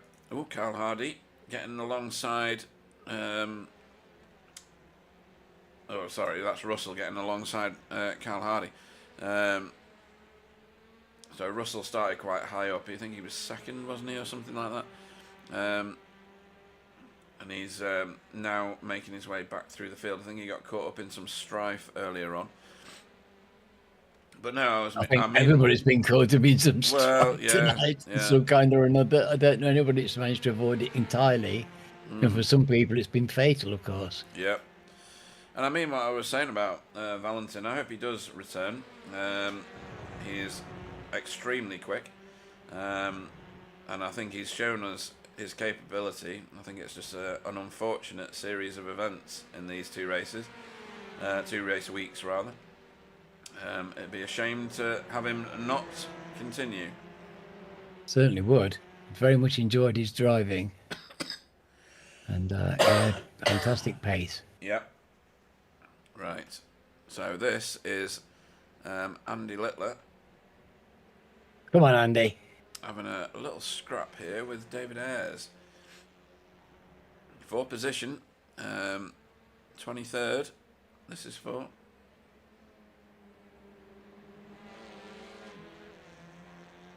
Fantastic. 2 gentlemen. Now, a gauntlet has just been thrown by Miguel Freitas, who's just got the fastest lap of the race. He's now on the back of Spencer, who in turn has caught up with Jamie. And they have not been dropped by Stephen Walker too much. Jamie will be driving his absolute ass off here. He's trying to keep that car as far in front of these people as he can. So he'll be doing his very, very best. And that's pretty good going. Yeah. He's how do you keep somebody like Spencer and Miguel behind you? That's no an unsolved conundrum. Yeah. The 2 of the best overtakers I've ever seen. Yeah. In years of watching. Years. And they're just fantastic drivers. And they both seem to conjure overtakes out of thin air. Yes. They're 2 of the best at it I've ever seen. Now, the only thing to make Jamie feel a bit better about this is looks like they're fighting with each other. They're not on optimal racing lines at the minute. I think they're looking at the rear view mirrors, or that's the case for Spencer, I think. That might be enough of a distraction. Usually not, to be fair, which might let Jamie off a little. Well, it's an interesting thing because, of course, Miguel is probably one of the few people that Spencer has to worry about his rear view mirror with. Yes. Now, Miguel just got himself a really, really good slingshot. But then so did Spencer, it would seem. Right, we're not, are we? Are we going to go 3 wide? No. No, surely. No, but Spencer's looking for this place, isn't he? I think we're going to see the white flag wave. Oh, he's coming through. Oh, goodness me. Oh, my God. There's Barney with the flag on the left there. What an overtake. He's not done it yet. So Miguel's it's going to be Kel coming as well. Yeah. No, Miguel's gone for the super wide line to get himself a good run down to turn 3, which is this one. This is a tense last lap. Come on, Jamie. Did McRitchie have an accident? Where is he? James. Oh, in the first race. He didn't start, did he? Yeah, in the first race. Shows how much attention I was paying. Right, so Miguel on the inside. It's the wrong side here at the hairpin. Can he go around the outside? It's not often a viable line, but then there's not many people that are Miguel Freitas, who's managed to get that done. Has he? Yes, just about. Can Jamie snap back? Because he'll have to do it quickly. There's not much of the race left. I doubt he can do it. Otherwise, Miguel wouldn't have got past him in the first place. Yeah, right. And this has got suddenly very hot further back. So this is Pete Newman leading Dan, leading at Matt Elmore. What a bunch of drivers. It's fantastic. Isn't it? I bet it's sweaty in those cars. They'll be aching and tired and pleased that they've survived, I suspect. Yep. Right, there's not much happening right at the very front, but this is the last lap, so I'll make sure I get to the flag this time. But these three are really going at it now. And that looks like Dan Mould with a run. And Pete's gone defensive, but I've got to go here. Because that is Sam Blease crossing the line for a victory here at Sebring. Goodness me. Well, Sam, well done. Well driven, mate. Right, we're going to have to go and look at this because this is too wide around Sunset. Round the outside for Dan Mould. Is he going to be able to make that work? He might do, you know. He might do. Right. No, not quite. He ran out of fuel. Oh, what a race. Wow. Absolutely spectacular. Kevin Daniels over the line. Nearly picks off another position from Jay Corley, but Jay Corley keeps it. Look at the strength of that midfield, Pete. I'm looking there, I'm looking down, I'm trying to see some weakness, and I'm looking down. There's Russell, you know, and there's Jay, and there's Loic, and there's Kevin, and I'm thinking, crikey, this is the middle order here. Look at them. But look at Loic. Look at his finishing position. I know. Top 10. Absolutely stunning drive by Loic. Unbelievable. Absolutely unbelievable. Right, so, where are we? People still finishing, or are we all done? We've got Roger still finishing. And Chris Needham. Chris coming in to finish the race again. Yeah. Well done to Chris. Well, staying in it, and he's got himself a 22nd place finish, which is good points, really. Fantastic. Nowhere near last. No. Nowhere near the bottom. He'll be pleased with that, and so he should be. Yep. Going on to David then. David as he must have had some sort of off. Yeah, well done to Roger. Let's just cross the line, and Chris Needham's now completing his final lap. There it is. And then these guys are circulating back round again. Right, so let's have a look at our finishing order. So Sam Blease takes the top spot. Hang on, I need to have a look and see who won the first one. It was Miguel, wasn't it? Yeah. So Sam Blease takes the top spot in the feature race for Hydro Race Geodesic Racing. Wobbly finished in second place. So he's had a reasonable race night, but not quite as successful as last week. For BSTV Sports Pink, gets himself second on the podium, and Stephen Walker third on the podium tonight in the feature race for Spec 6. Spencer McCarthy finished fourth for Hydro Race Geodesic Racing, with Miguel in fifth for Impulse. Jamie Wilson, first of the AM cars in his first race of the season, and first race back with us for a little while, has done fantastically well for Team Chimera. Pete Newman in seventh for Result Clothing with Pure Sims. Was seventh, eighth was Dan Mould in quite a dramatic finish there for SRL. A good night's work, I think. Where did he finish in the first one? He had a bit of bad luck. Oh, he did. Sorry, he had a bit of a disaster in the first. He got turned, didn't he, at the hairpin. Matt Elmore finished ninth for Spec 6. Loic Pennold, the first AM car. I think I may have said Jamie was the first AM car. He was the first Pro-Am car. Loic was the first AM car. In 10th place, top 10 finish for Boots and VDS by Undercut. What a great result that is. Jay Corley. Sorry, go on. That's a very distinctive orange marker there in the midst of a lot of blue and green. Yeah. And that's the standard of his drive tonight. Yeah, fantastic. Yeah. Jake Corley finished 11th and the second of tonight's AM cars for Result Clothing. Kevin Daniels finished 12th and the third of the AM class cars for DDK Racing. And then Russell Cowell finished 13th for Spectre 6, the letters. Carl Hardy finished 14th for Safeguard. Remy Malaberti finished 15th. That's a good result in the end. He was getting a bit roughed up for Boots and VDS by undercut. Tony Walker finished 16th for Spectre 6. Stefan Goebel finished 17th for VTS Esports. I think that's a good result given the fact that he had a bit of a rough ride.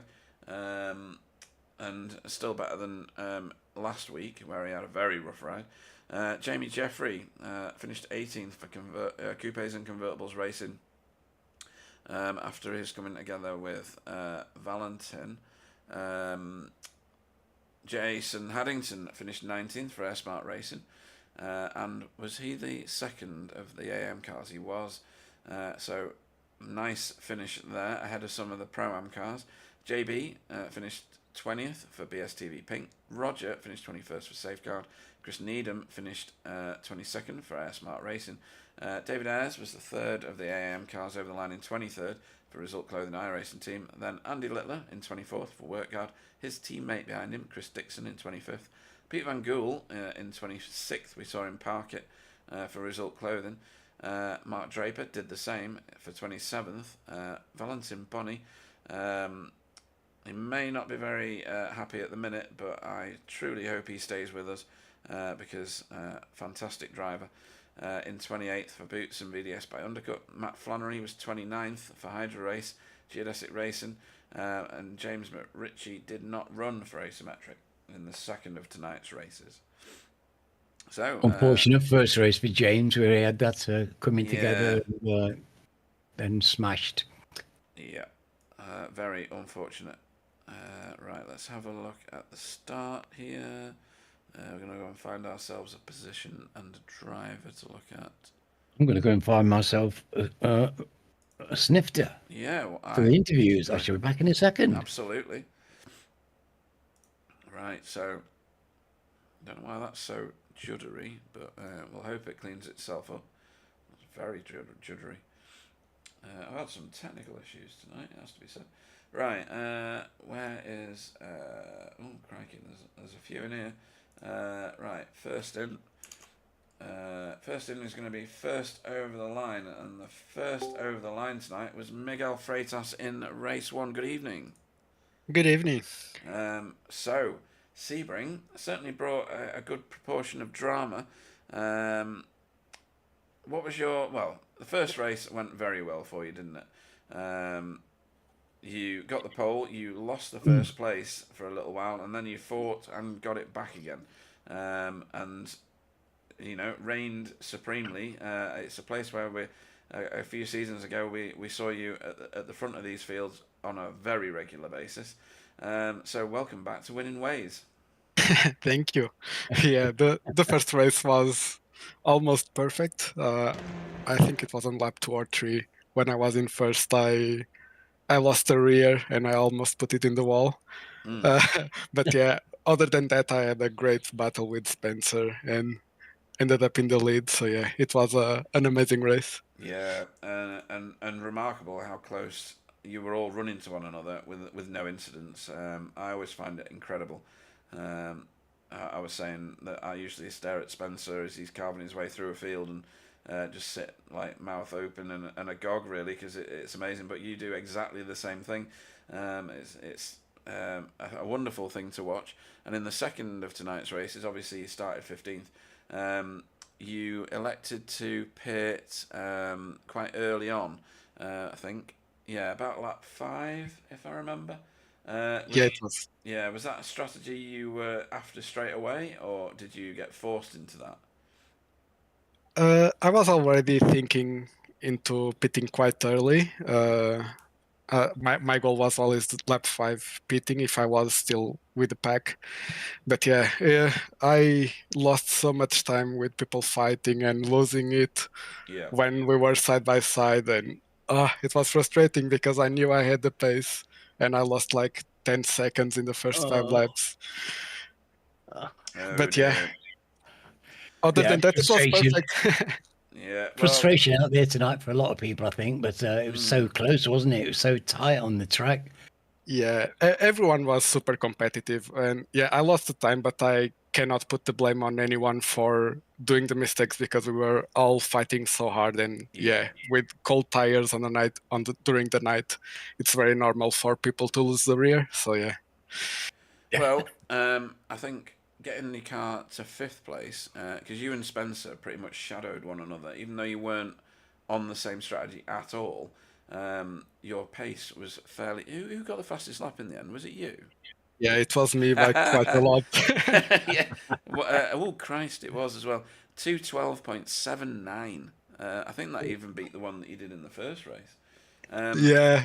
Yeah, fantastic! What a fantastic lap that is. Yeah. And Yeah, I didn't know it was possible going into the 212s. right. Okay. Well, you certainly aced that one, and you know you beat Wobbly in the first race, which is that's the real reason to turn up, isn't it? Just making sure But that Wobbly's behind you. I have bad news. We were talking now after the race, and I found out that this setup was made by Wobbly when we were teammates. Oh, you are joking. Well, no, it's the truth. right. We'll pretend that you didn't say that, and we'll cut that out of the broadcast so that nobody knows. Yeah, it was all you, and Wobbly had nothing to do with it, and cannot claim any of your win in the first race. But again, fantastic racing. And next time is Wobbly's favourite track, his favourite track ever. It is Donington Park. I say that ironically because he does actually hate it. Hopefully you'll go very well there. You must be very familiar with Donington. It's on so many schedules. Yeah. I know it quite well. It's an amazing track to race, but yeah, yet again with a field so close like this one, it will be very interesting to see how the racing goes. Yes, and what we can do. It's a place for close racing as well, isn't it? The same as this, you can get some very close racing there at Donny, and I'm cracking my mouth's watering at the prospect of that next week, to be honest. Yeah, it should be a good race. Definitely. Anybody you want to shout out to? You're not allowed to say Wobbly before we let you go and start practicing for Donington. Yeah, again, my teammates, you guys for putting up the show and every driver that showed up, and yeah. I could shout out like 10 drivers for being very quick today, but yeah, it was a good one. Well, great stuff. It was. And as ever, massively entertaining. A pleasure to have you in our leagues. Miguel Freitas, everybody. See ya. Good night, Miguel. What a charming gentleman. And every time. Never honestly, he's so blooming quick. I know. Right. Fastest lap. Now that takes some doing in a field like this where there's some very keen fast lappers out there and they like to have that purple next to their name. They do. So pull that off, especially when you've been in close contention for so long. It's pretty good driving. Well done to Miguel. Fantastic performance from Miguel. Equally so, and led the second race for, well, most of the time, to be honest. Sam Blease, good evening. Evening, Sam. So our reigning champion didn't have it all his own way in the first of tonight's races. Talk us through what happened in race 1. Well, for quite a lot of the first lap, there was a car sideways across the front of mine. Right. So I had to stop quite a lot and let him back in, and then we ended up 20th and 22nd or something. Yeah. But it was quite good. It was quite good fun fighting back through with Dad until his incident, but. Yeah, one of those things. It happens. It was good fun, and it put me in a really good position for race 2. And then it's becoming a habit actually. Incident at the start of race 1. Yeah. Decent grid position for race 2, and I could win that one. Yeah. Well, it's hot, isn't it, Sam? It's hot at the start of that first race. Everybody's full of adrenaline. It's always a hot start, isn't it? It is, and it's a big old grid. And it was nothing malicious. I didn't review it, to be honest. It was nothing malicious. I thought I was as far wide as I could go, and he came over a bit, but I haven't looked at it. That might be just what I've thought inside, but yeah, it happens. It's first lap instance racing stuff, like you say. There's a lot of cars fighting for not much track there, so one of those things. It's all Yeah, good. it's certainly very exciting from in here, let me tell you. I know. And in here, mate. And in here. I bet. And then race 2, Jamie and Wobbly and I can't remember who the other one was. Stephen didn't really let you get too much of a gap at the front, but were you managing fuel and managing that gap so that you weren't under pressure for your pit stop? Yeah, sort of. So once I got to the front, I was keeping an eye on lap times of people like Miguel and Spencer and Wobbly. I was in chat with Wobbly, so I knew what he was playing at, and I knew he was sitting behind Jamie, saving fuel.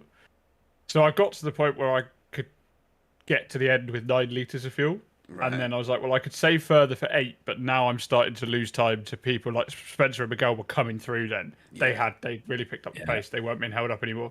So I just sort of put my foot down a bit then and, pulled a bit of a gap out, making sure I could pit in relative safety. And it worked out nicely. Yeah. Yes, the pit stop was a beauty, wasn't it? Yeah, it was. I was real borderline coming in. I thought I'd got a speeding penalty, but just got away with it. And it clean stop, got back out, held the lead, and was able to carry on. Yeah, beautiful. It was beautiful to watch. It was like beautiful. What do they call it? When everybody's all in synchrony and it's harmonious, and you shot into the pits and shot out just in front. Beautiful. Yeah, it just worked nicely. Just nice and smooth. Yeah. We've got Wobbly's favourite track next week. So I think you enjoy Donington, don't you? I do, yeah. I hope to go well there. I'm not sure. I've done it in the Veloster, and the Veloster is a lot twitchier, so getting it set up for the old hairpin might be a challenge. Yeah. But I'm sure we'll find a way. Yeah, sliding slightly sideways through there is always the style moment. So yeah, brilliant, and another win. Excuse me, sorry, I've got I've got man flu again. He's poorly again. I know, such a sickly child. So yeah, you've got another win under your belt to add to the massive pile of wins that you've already got. And a great start to the campaign. I don't know what the league will look like after this. It's hard to predict. It is, yeah. It's a bit of a mixed bag this time. Well, it's tight, isn't it? It's tight at the top, and you have to work it all out, and we'll get a nice surprise. But the secret evil part of me wants you to be given a race right the way to the end of the season. So yeah. I mean, the pace we're seeing from Miguel today was ridiculous. There's no. I mean, I won the second race relatively comfortably, but I was maybe the 4th fastest car. Right. Spencer had 4 or 5, 6 tenths on me, and Miguel had nearly a second at the end. Not at the start, but come the end. Yeah. So yeah, if people turn up, do every race. There's no way it's going to be a walk in the park. It's going to come down to consistency and some luck. Who has the fewest accidents, incidents, bad results. I've already had a couple of dodgy results for the first races in week 1 and 2. So yeah, it's going to be a real tough battle, and I don't think it's. I don't think it will be a. I don't think it's predictable, Sam. I don't think you can actually predict how it's going to be, can you? There's no choosing the winner this season. 5 or 6 guys in here who could win the title, and probably 8 who could win a race on their day. Good to see like Dan and Jay really up here fighting right on pace with us. It's lovely. It's great to have more people coming in. And Valentine, I think he had some bad luck today, but he's obviously got pace and he's right in there as well. So yeah, I think he's quite despondent after today, and I hope he has a good think about it over the weekend and realizes that he absolutely can do some point scoring in this league. He definitely can. Yeah. So big hugs for Valentine. As for you, anybody you want to shout out to before we let you go and start practicing for Donington? You can't let Wobbly win there. No, I can't let Wobbly win there. I think we need to say RIP to Jay Corley's pro-am status. Yes. Yeah, definitely. He can't claim it's a week 1 thing. Now he's done it twice in a row at 2 different tracks. Exactly. When did he finish in the second one? 3 different tracks, in fact, because he did it in the officials last week as well when we were at a different track. So yeah, I think we may need to review that one. Right. But yeah, no, just chatting to everyone. Great to see 30 cars out here. You guys for putting it on, giving us a broadcast to watch back, and everyone involved. Cracking racing again, and I look forward to next week. Awesome stuff. In that case, we'll look forward to it as well. Sam Blees, everybody. Thank you, guys. Lovely. Good night, Sam. Cheers. Cool. Right.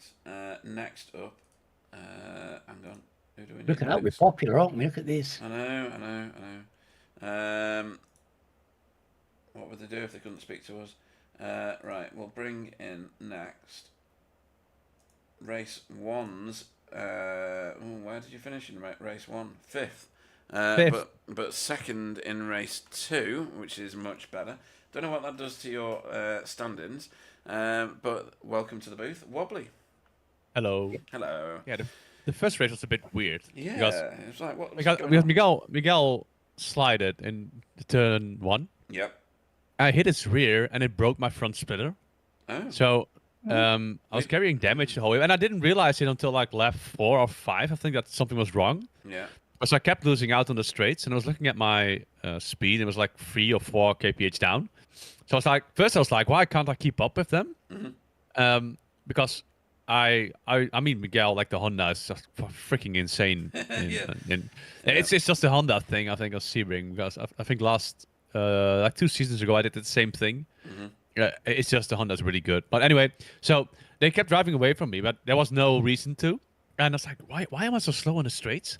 And it literally took like to the end of the straight before I could even match their speed. Right. And then, I just, I realized something was wrong. I just tried to keep pace. And I got a shove from Pete Newman. Yep.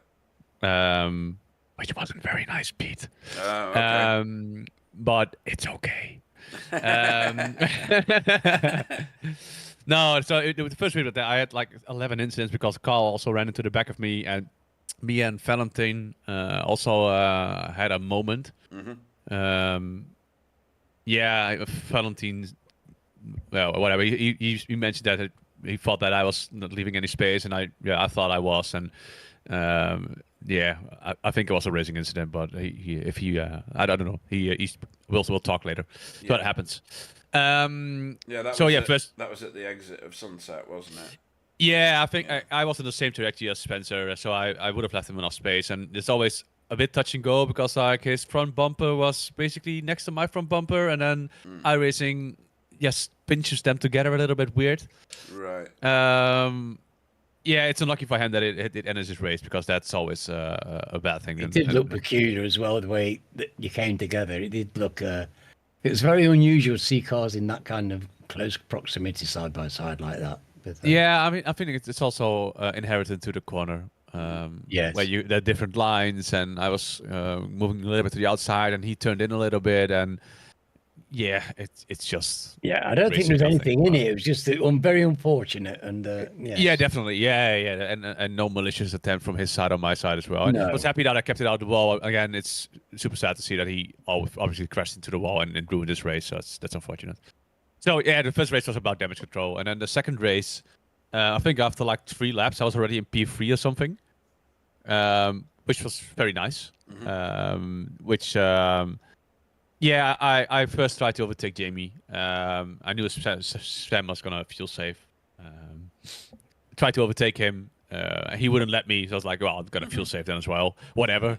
I'll play your game. And then I already realized that Sam was saving earlier, so it was just about damage control again and trying to keep second place, which I did in the end. And I'm happy that Miguel wasn't out at the front because the Honda is sick. He did say something about using your setup. It is my setup. You're partly responsible, I'm afraid. Yeah, it's the 24 we weren't going to mention that, Alan. We were going to keep that a secret. I was going to delete it out of the broadcast. There's a zip folder floating around here and there to certain people. Yeah, but good news for next week, yeah? Well, next week I'm not here because that track those things I can't say on the broadcast. No, you can't. To my soul. So you're not going to be here. So if you yeah, you're going to lose a bunch of points, but you've got drop weeks in this league, so it just depends how many drop weeks you have. Are you doing silly things like running about again? No, I just don't want to drive Donington. No, but then again, the all the things what That's happened an was awful we're lot of fine, points and there, you know. it was close racing on this track, and I think that there were small contacts everywhere, and yeah, well, it's just racing, it's touring cars, it's not Formula cars, so yeah, you can agree or not agree with things that happen, but in the end, it's been a good race, and I think I was overstriding a bit on the first race anyway with the broken splitter, so yeah, it was fine. Okay. And by the way, I want to respond to something I just read on the chat. Tony, to be honest, mate, that is just not utter nonsense. And yeah, if you think that, you should probably rewatch your incident with Dan. That's about. That's, I'm going to keep it at that. Yeah. Okay. I'm sure that you'll light Discord up later. No, it's fine. It's okay. Cool. Said what I said. Very good. In that case, we will see you week after next, whichever track that is. Where is that? Where are we going the week after? We're going to Zandvoort. You can't miss that one, can you? Oh, is it next week? No, the week after. No, yeah, I'm there. Yeah. Yeah. Cool. I think How can you not like Donington and like Zandvoort? Because you know they're not a million miles apart. Well, no, because the one is in the Netherlands and the other one's in the UK. Oh, no. Okay. I don't know. I just don't get along with Donington. That's probably the reason I don't like it. Yeah. Okay. Well, yeah, but fair enough. Yeah. It's Can't just, like there's them an all. awful lot of points there. Can't like them all, and don't be sad because you're wrong. I love Sanford anyway. Yeah. Well, anybody you want to shout out to before we let you go? Well, where will we start? Well, JB for always setting up, which is good. Yeah. It's good to see. A good teammate, and all the other drivers are turning up as well. Again, yeah, I'm sorry that Valentine and me that he crashed this race. And Alan for being here. But not me. But I'm glad that you're here, Wobbly. So that makes two of us that are very happy to see each other. Nice. No, not you, obviously. Well, in that case, we will see you in a fortnight's time. Wobbly kneecaps, everybody. See you, mate. Sorry about that. Having to cough lots and lots tonight. No, poor man. That doesn't sound very nice at all. I'm feeling for you. It's not much fun. It's exhausting. Have you got some Vicks, Pete? Get some Vicks rubbed on. My mum would have had me bathing in it by now. Yeah, I've got lots and lots of things, none of which seem to do much about it. But that's beside the point, because in the booth right now is second place in the first race and fourth place in the second race. Probably the most successful driver of the night overall. Spencer McCarthy, good evening. Good evening. I reckon Miguel is.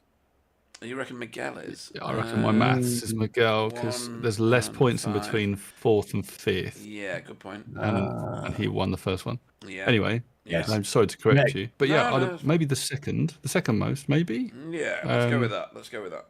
Yeah, Wobbly did all right, but he was second and then fourth? Fifth. Okay, yeah. So, and he was leading the championship, so I suppose that's the person I'm trying to claw back on, so that was fine. Yeah. Well, you're in a good place, aren't you, Spencer? We were second, weren't we, coming into tonight? Yeah, and it was good. I mean, I was trading. I felt good around the lap and had some good lap times. Quali was good. I was on pole for a while there.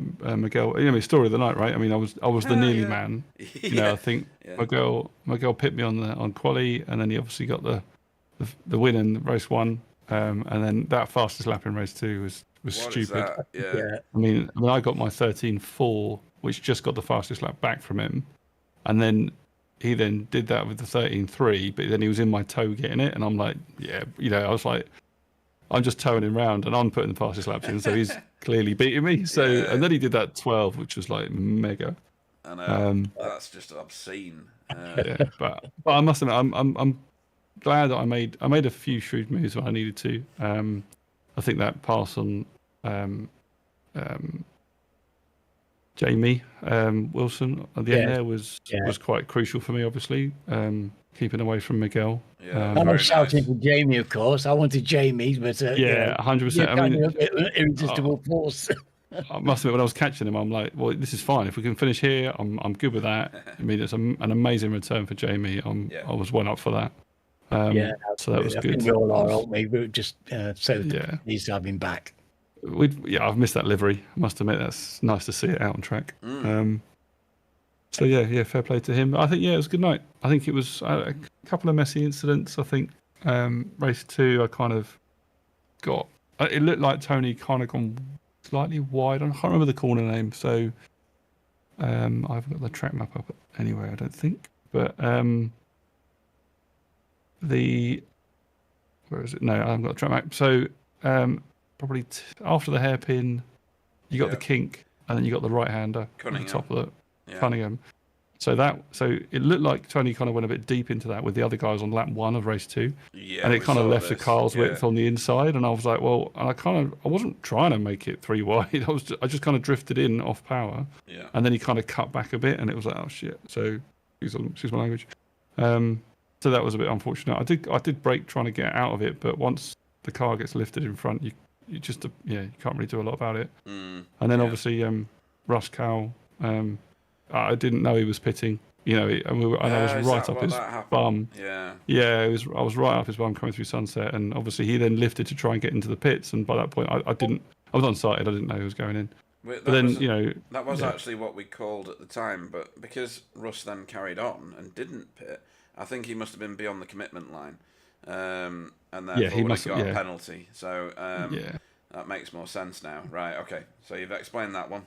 That's one ticked off. Only 300 incidents to go, Alan. Indeed. But actually, also, I think it was only 2 incident points. Right, that's good. Nice. That's brilliant. That's some doing, because it's not like you were avoiding the action. No, I was getting properly amongst it, wasn't I? Yeah, you really actually were. three incidents. It was great. It was great to see you and Miguel moving through the field. I know, that was majestic. Yeah. Yeah, it was good. It was early laps were messy. I mean, Miguel would get past me, and then I'd get back past him again, because just the melee that was happening in front of us. You were just trying to pick a route through. Not sure what was going on with Jamie Jeffrey tonight. Maybe he just didn't really get much practice in this week. But yeah, obviously, not great to see him so far down. But he struggled a bit. He had his own incident with someone else. We've covered it plenty, so I'm not going to talk about it again. Okay, no worries. But he's not finished well tonight. I think this will end up being his drop round. And he won't want too many more of them, because he usually finishes top 5, and I don't think he's been near it. So I think he'll cast this one out and just come back for next week. We know what he's like on British tracks, and it's Donington next week, so I think he'll be bossing that a little bit. You like your British tracks as well, though, don't you? Yeah, not bad on my British tracks. I've done a few. Well, I've done most of them. Not sure if there's any I haven't done, to be honest. I actually probably haven't done Anglesey. It's the only one I probably have never been to. Right. But so yeah, looking forward to it. Yeah. Good stuff. I'm looking forward to it. I love Donington, and watching you lot race has been an absolute joy these last couple of weeks. So bring it on. Right. We'll see what we can do. Anybody you want to thank before we let you go?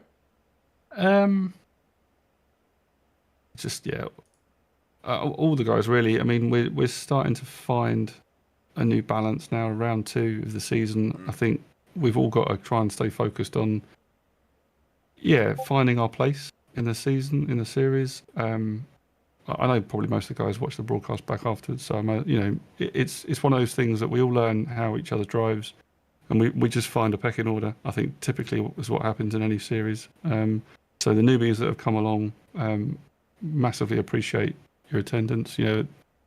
Obviously I think some guys dropped out tonight, but stick with it. I think once everyone understands you and how you drive and whatnot, we'll all find a place. I think it's an amazing series, and I think we're all very, very friendly. There's a lot of hard racing on track, but once we understand the type of space people generally give and leave and whatnot, I think people then appreciate what they need to do to fit in. So let's hope that it's a shout to everyone just to stick with it. I think there's a lot more fun races to go.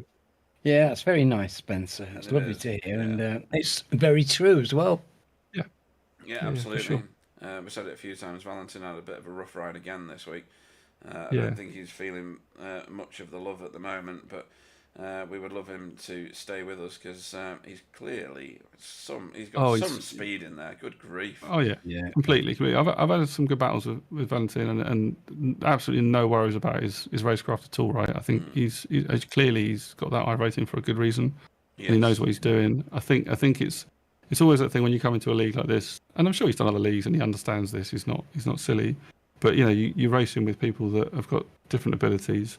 So once you learn, who's who and what they're doing, and that's fine. I think in an official race, you don't come across those people that much because once qualifying's done, you're typically at the sharp end with the other sharp drivers. So when we do the reverse grids, it can just patience is a tricky thing, right? We all try and push through as quick as we can, but and I made a few mistakes tonight as well, right? I think it's just.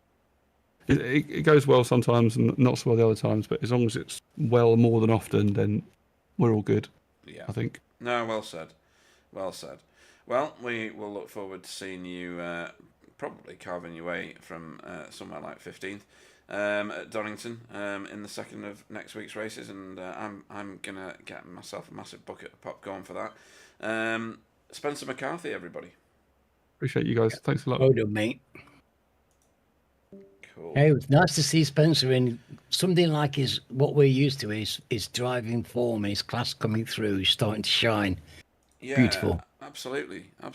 And someone else who had a much better race 2 than race 1 is Stephen Walker. Good evening. Oi, right? Are you alright? So, you were doing a bit of sandbagging before the race started today, and I said I'm sure he's going to blame this one on having some good luck. The good luck kind of avoided you in the first race. You did finish in the top 10, but you had a bit of a rough ride in that one, didn't you? Yeah, so I didn't qualify properly because just as we was on the outlap, my youngest video called me and I was like, what's important, qualifying or speaking to my youngest before bed? So qualifying. Yeah.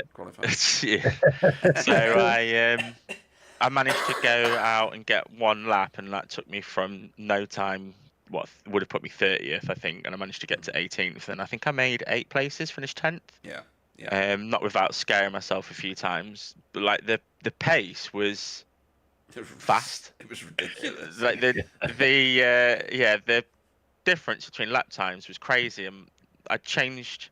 So the setup I had for the feature, I just manipulated a bit to put lower fuel in, obviously for the sprint, and it just didn't feel the same as it was. But so I was just kind of feeling that out, and I managed to pull a few moves. It was just really fun. I quite enjoyed it. Like cool. I nearly took myself out and put myself into a wall, I think, at one point as well. But that just means you're doing it right, though, doesn't it? Yeah. I wasn't too fussed. Like, obviously, I knew from qualifying, I was like, if I can get into the top 15, obviously with a chance for a reverse grid or whatever, then that'll be it. And yeah, like you say, race 2 was a lot better. Although again, I did nearly put myself in the wall on the last corner at the end of lap 1, trying to. I think we were three wide, and I just went exit stage left, as Jamie said. Yeah. It went, I caught it, and then because it had heated the rears, when it went the next time, I had no chance, and I was just like, please stay out of the wall, and it did. Right. Well, you've got to take those blessings when they come, don't you? It was certainly very entertaining in the second race watching you. You started quite near the front in the second one, didn't you? I think I started 6th. Yeah. And even though I'm in the Audi, I absolutely flunked the start again. I had a terrible start in both races because I thought I'd had it sorted, but I literally hadn't practiced and I'd just forgotten because I'm so used to doing it in the Elantra. Yeah. So I think I lost a place there. It was quite tight on the first lap. And then, like I say, I went down I got a really good exit onto the back straight, better than the 2 cars in front. I think one was Jamie, and I can't remember who the other one was. Like I said, I did take it 3 wide and just ended up left. And then I think by the time I came back, the next lap, someone else 2 cars went wide or something happened. Mm-hmm. So I think I was 7th or 8th. And I was like, well, I think I need to add 9 litres, and I can add 9 litres now, so I'll just pit. And I think I was the first one to pit, I think. Yeah, I think you Yes. were. Yeah. Yeah, you were. And I had you the put quickest. in. Yeah, you put in like. Hang on. You were like 6 seconds quicker. 7. 7 was it? Well, I was stationary for 7 point something, and I Yeah. was in the pit lane for 30 seconds, 30 point something. Right. Yeah, I only put in 9 litres because I'd worked it out that was the same. But if I hadn't had saved fuel since coming out, like I was only saving a little bit each lap. It wasn't drastic. But if I hadn't have done that, I would have run out because over the line, I had 0. Well, it started. Audi started spluttering at 0.25, whereas the Hyundai was 0.3. So wow, I made it spluttered just after the line. That's called And I accuracy. was saving. Yeah. Well, it's called luck. What? How can you? Well, it was sort of planned. Like I say, I came out of the pits, and the closest I was to Jamie.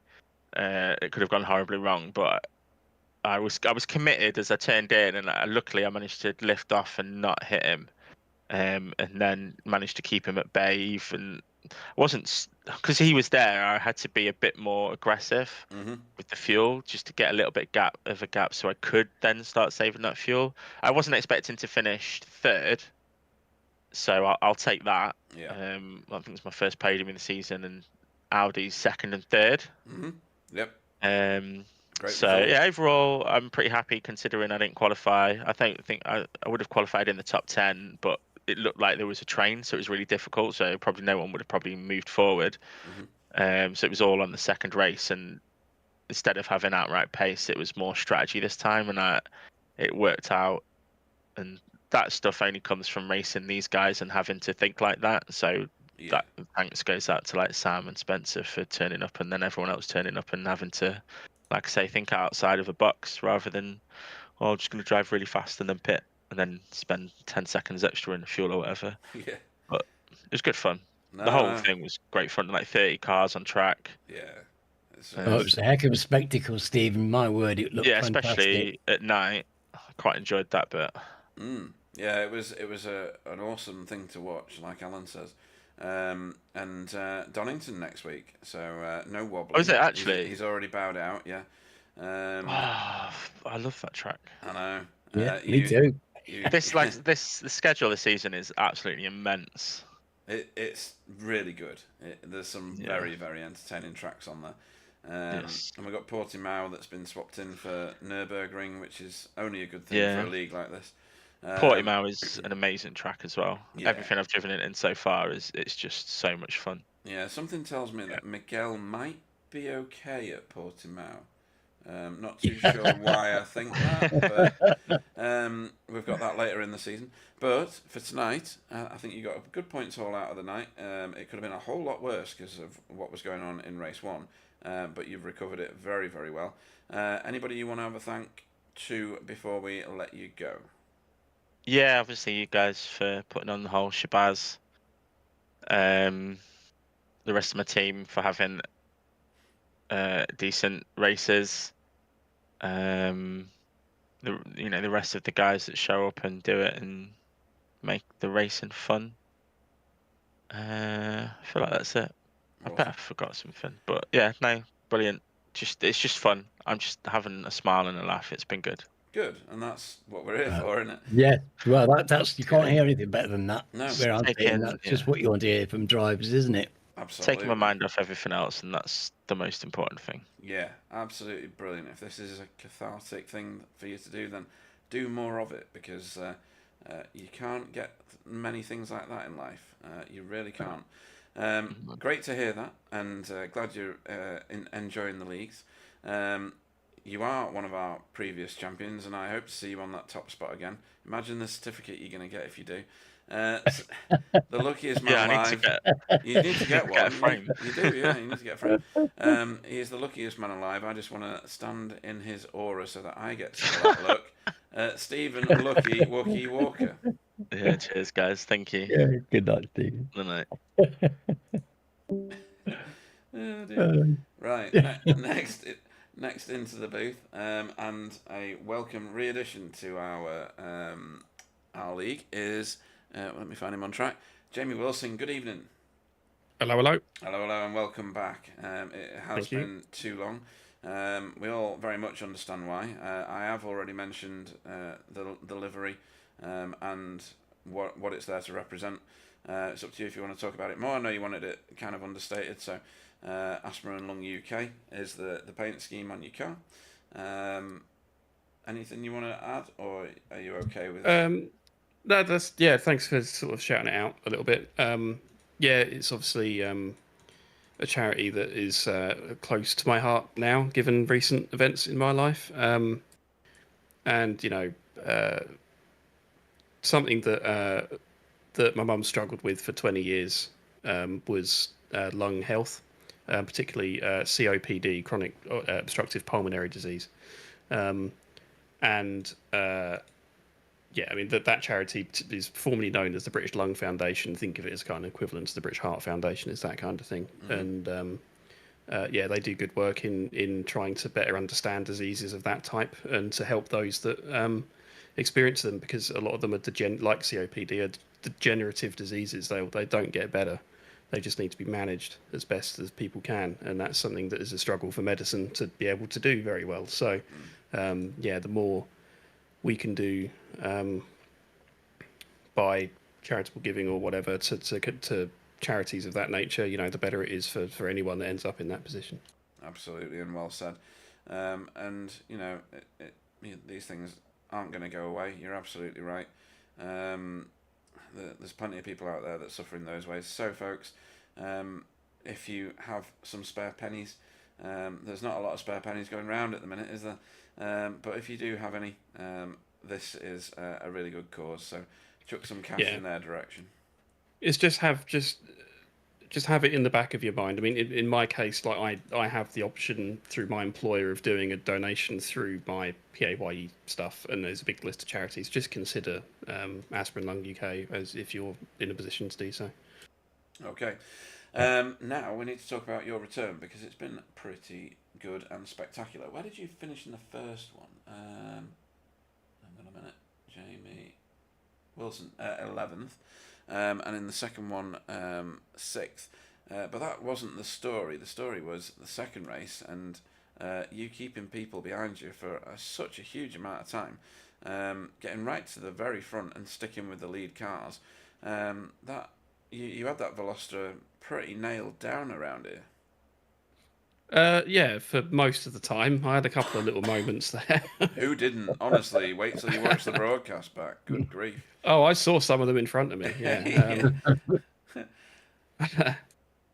Yeah, no, it was good. I didn't get a particularly good start. You won't be shocked to hear. Just let me pick myself up off the floor. Yeah, indeed. Yeah, I thought I'd mention it before you did. Yes, but just a bit rusty on the starts and that kind of thing. But yeah, settled into it. And in that second race, Russ made a mistake early on. He had his own slippity slide moment in Sunset, and I kind of capitalised on it just about. Mm-hmm. And then from that point onwards, honestly, I was flattered by everyone fuel saving. I was there. Yeah. I was there pushing the hell out of the car, white knuckles, biting chunks out the steering wheel. Yeah. And Sam and everyone else, you know, around me was just, you know, casually driving just sort of at a trot, you know. And then you could tell that was the case when Sam was like, "Oh, I've worked out enough fuel now, just afterburners," and just drove off. So, well, we'll pretend that didn't happen and that you were just as fast as they were, without having the effort. I think 6th in the second race is brilliant, given the people you're around. I mean, if you look at the people ahead of you in that one, 6.3, 6.1, 5.4, 6.0, 6.4, and then you 3.9. I think you've stood head and shoulders alongside all of those guys with such massive I ratings. Yes, and we got to third position. It was, you know, then into second, and you know, it's no shame in being put behind some of these guys who got past you, Jamie. You did I'm quite job pleased tonight. You know, you really did do a fantastic job.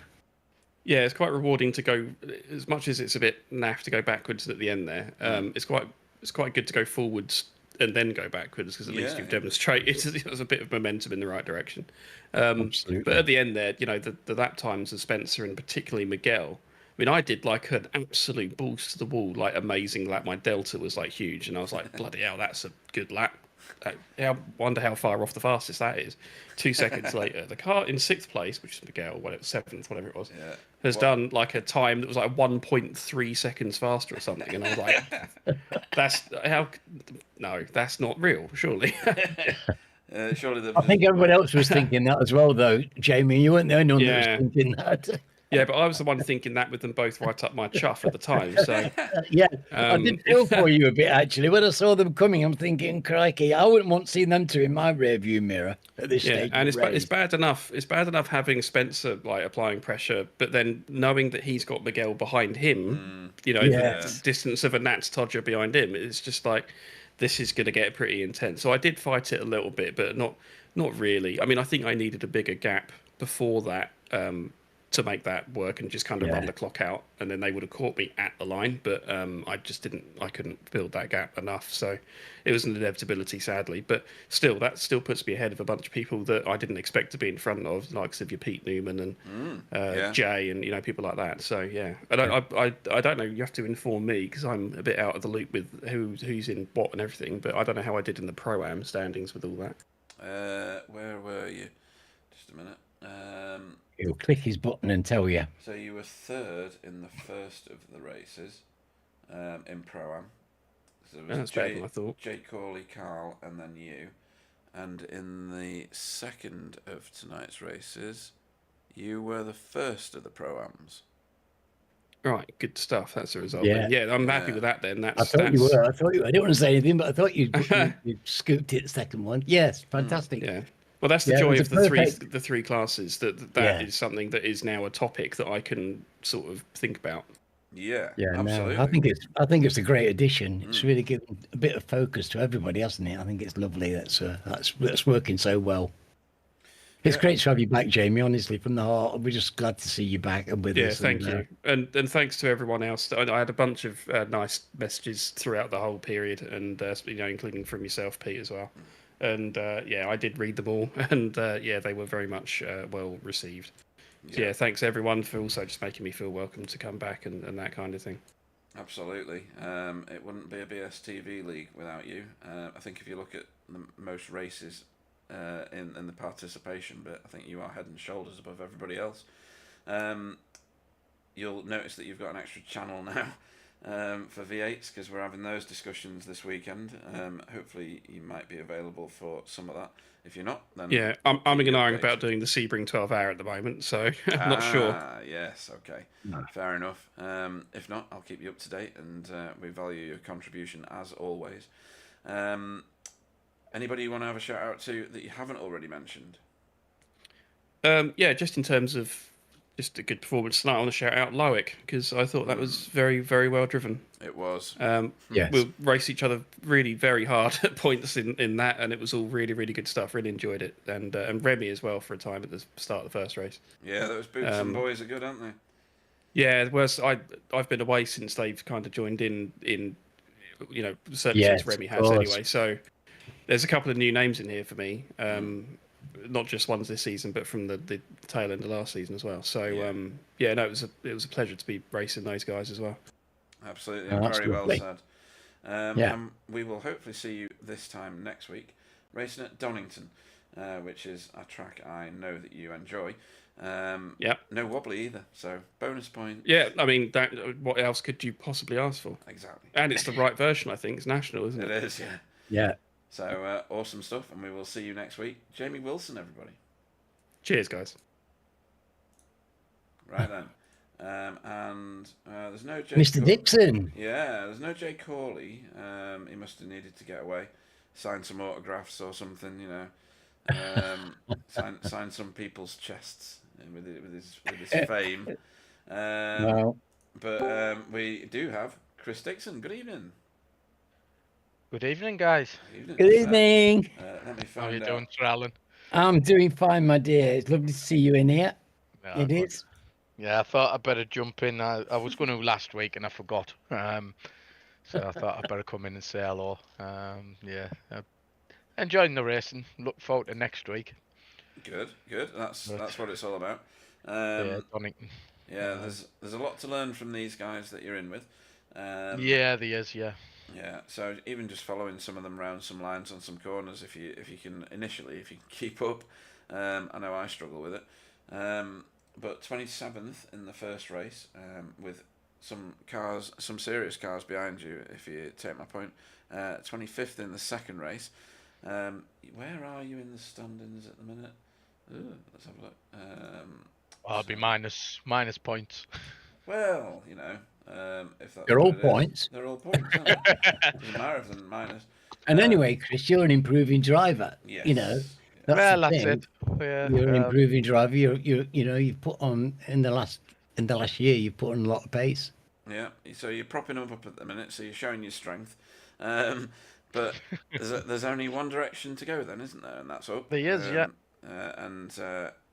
Work guard are doing the numbers as well. So what's it like to be in the work guard team?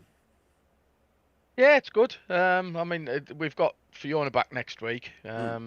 She's we're about all round about the same pace, so we can have a good battle between each other. But yeah, the first race tonight, I got caught up and ended up hitting the back of David Ayres, and then lost quite a bit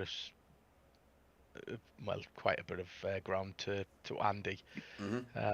I damaged the steering slightly on my car, but I've just about caught him up, and the white flag come out. We normally have a good race, and then the second race I was doing okay, and the front runners come up, and I think I let Sam past, and then I let whoever was in second past, and I was watching my mirror going into the last corner, and I missed my braking point and just completely over rotated in the barrier. Yes, we did see a bit of that. We did. The mistake I made though is when I did my pit stop, I forgot to take the fast repair off. So you'd already used it on nothing, on some flies on the front of your car or something. Yeah, it's annoying when that happens. I've done that loads. It's so easy to forget. I mean, I enjoyed the race and it's brilliant. Good. And I know I'm a good way back on pace compared to the front runners, but I'll never get to where they are. Don't know.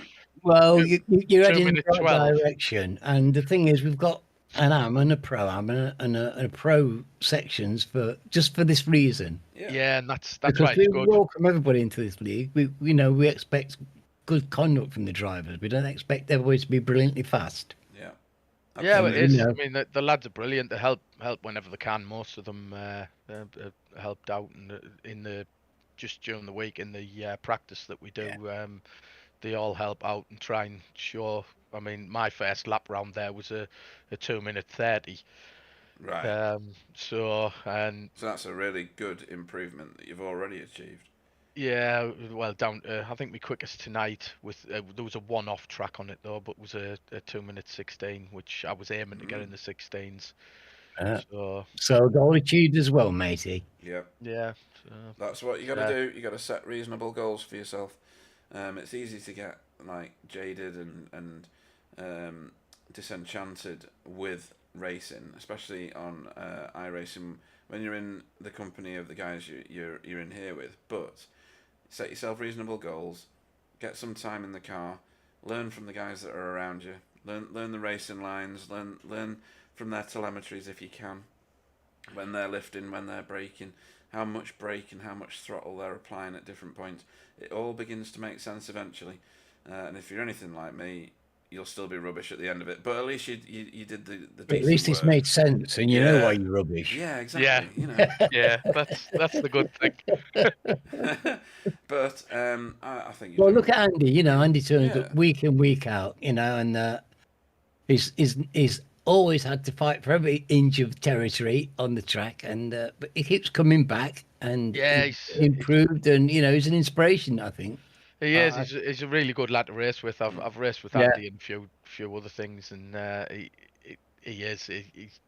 enjoy racing with him. We've had some good battles. So Yeah, I'm glad that he's got you, and it's great to see you in my squad and representing the Work Guard squad so well. And I'm proud to have you in my team colours, matey. Thank you. Good stuff. Well, we're at Donington next time, so maybe that's a bit more familiar to you with it being a British track. Not sure. It's certainly a very dramatic track, very technical in certain bits, and I think you're gonna thoroughly enjoy it. Anybody you want to have a shout out to before we let you go? Just yourselves and everybody who's involved with putting this on. It's brilliant for all of us, and obviously, if you didn't do it, we wouldn't have anywhere to want to race with. So thank you very much. Well, it'd be 30 people sat in a chair staring at a blank screen, I think. At least you get something to do. But yeah, great racing tonight. And you know, we've seen the evolution of the improvement with Fee and with Andrew, and it'll be there for you as well if you want it. It's a good hobby, and it's got its rewards. Sometimes it can be a bit frustrating, but you just got to stick with it. Yeah. Good stuff. Chris Dixon, everybody. Well done, Chris. Thanks a lot. He's a nice chap, isn't he? He's a very nice chap. Yeah, I had a great few seasons racing Chris in the Clios, and he was one of the people I could actually have a bit of a battle with, and then he got fast. Mm-hmm. Yeah, that happened to me a lot. People come and they spend 2 weeks and then they're twice as fast as me. Yeah, absolutely. But by the end, those first 2 weeks, they're mine. I'll show them. Right, so we've had some very great racing, and we've had some people have had some race a night to forget. Hopefully they won't forget us though, because they are part of this community now, whether they like it or not. And I hope that they all return and continue to benefit from it. Two swallows don't make a summer, do they? But we've got to choose some of those that did stand out and did have good nights. I think it's easy tonight. Well, I think it could be very easy. Loic Penholt has stood head and shoulders ahead of everybody else in AM. Got himself a 10th place in the second of tonight's races. He did all right in the first race, didn't he, as well? Let me go and find out what he did in the first race. Where is he? 12th in the first race. Yes, well, 12th is a very good position. All of a sudden, I mean, we're not used to it, but 12th is now, with the extra cars and the extra quality that's come in, 12th is a damn good position now. It is. It's something that you would high five yourself on. I think Jamie Wilson's return has been pretty astronomical as well. He's got himself a 6th place in the second of tonight's races, and third in class in the first of tonight's races. I think my vote's going to have to go Loic's way though. It was a very polished performance.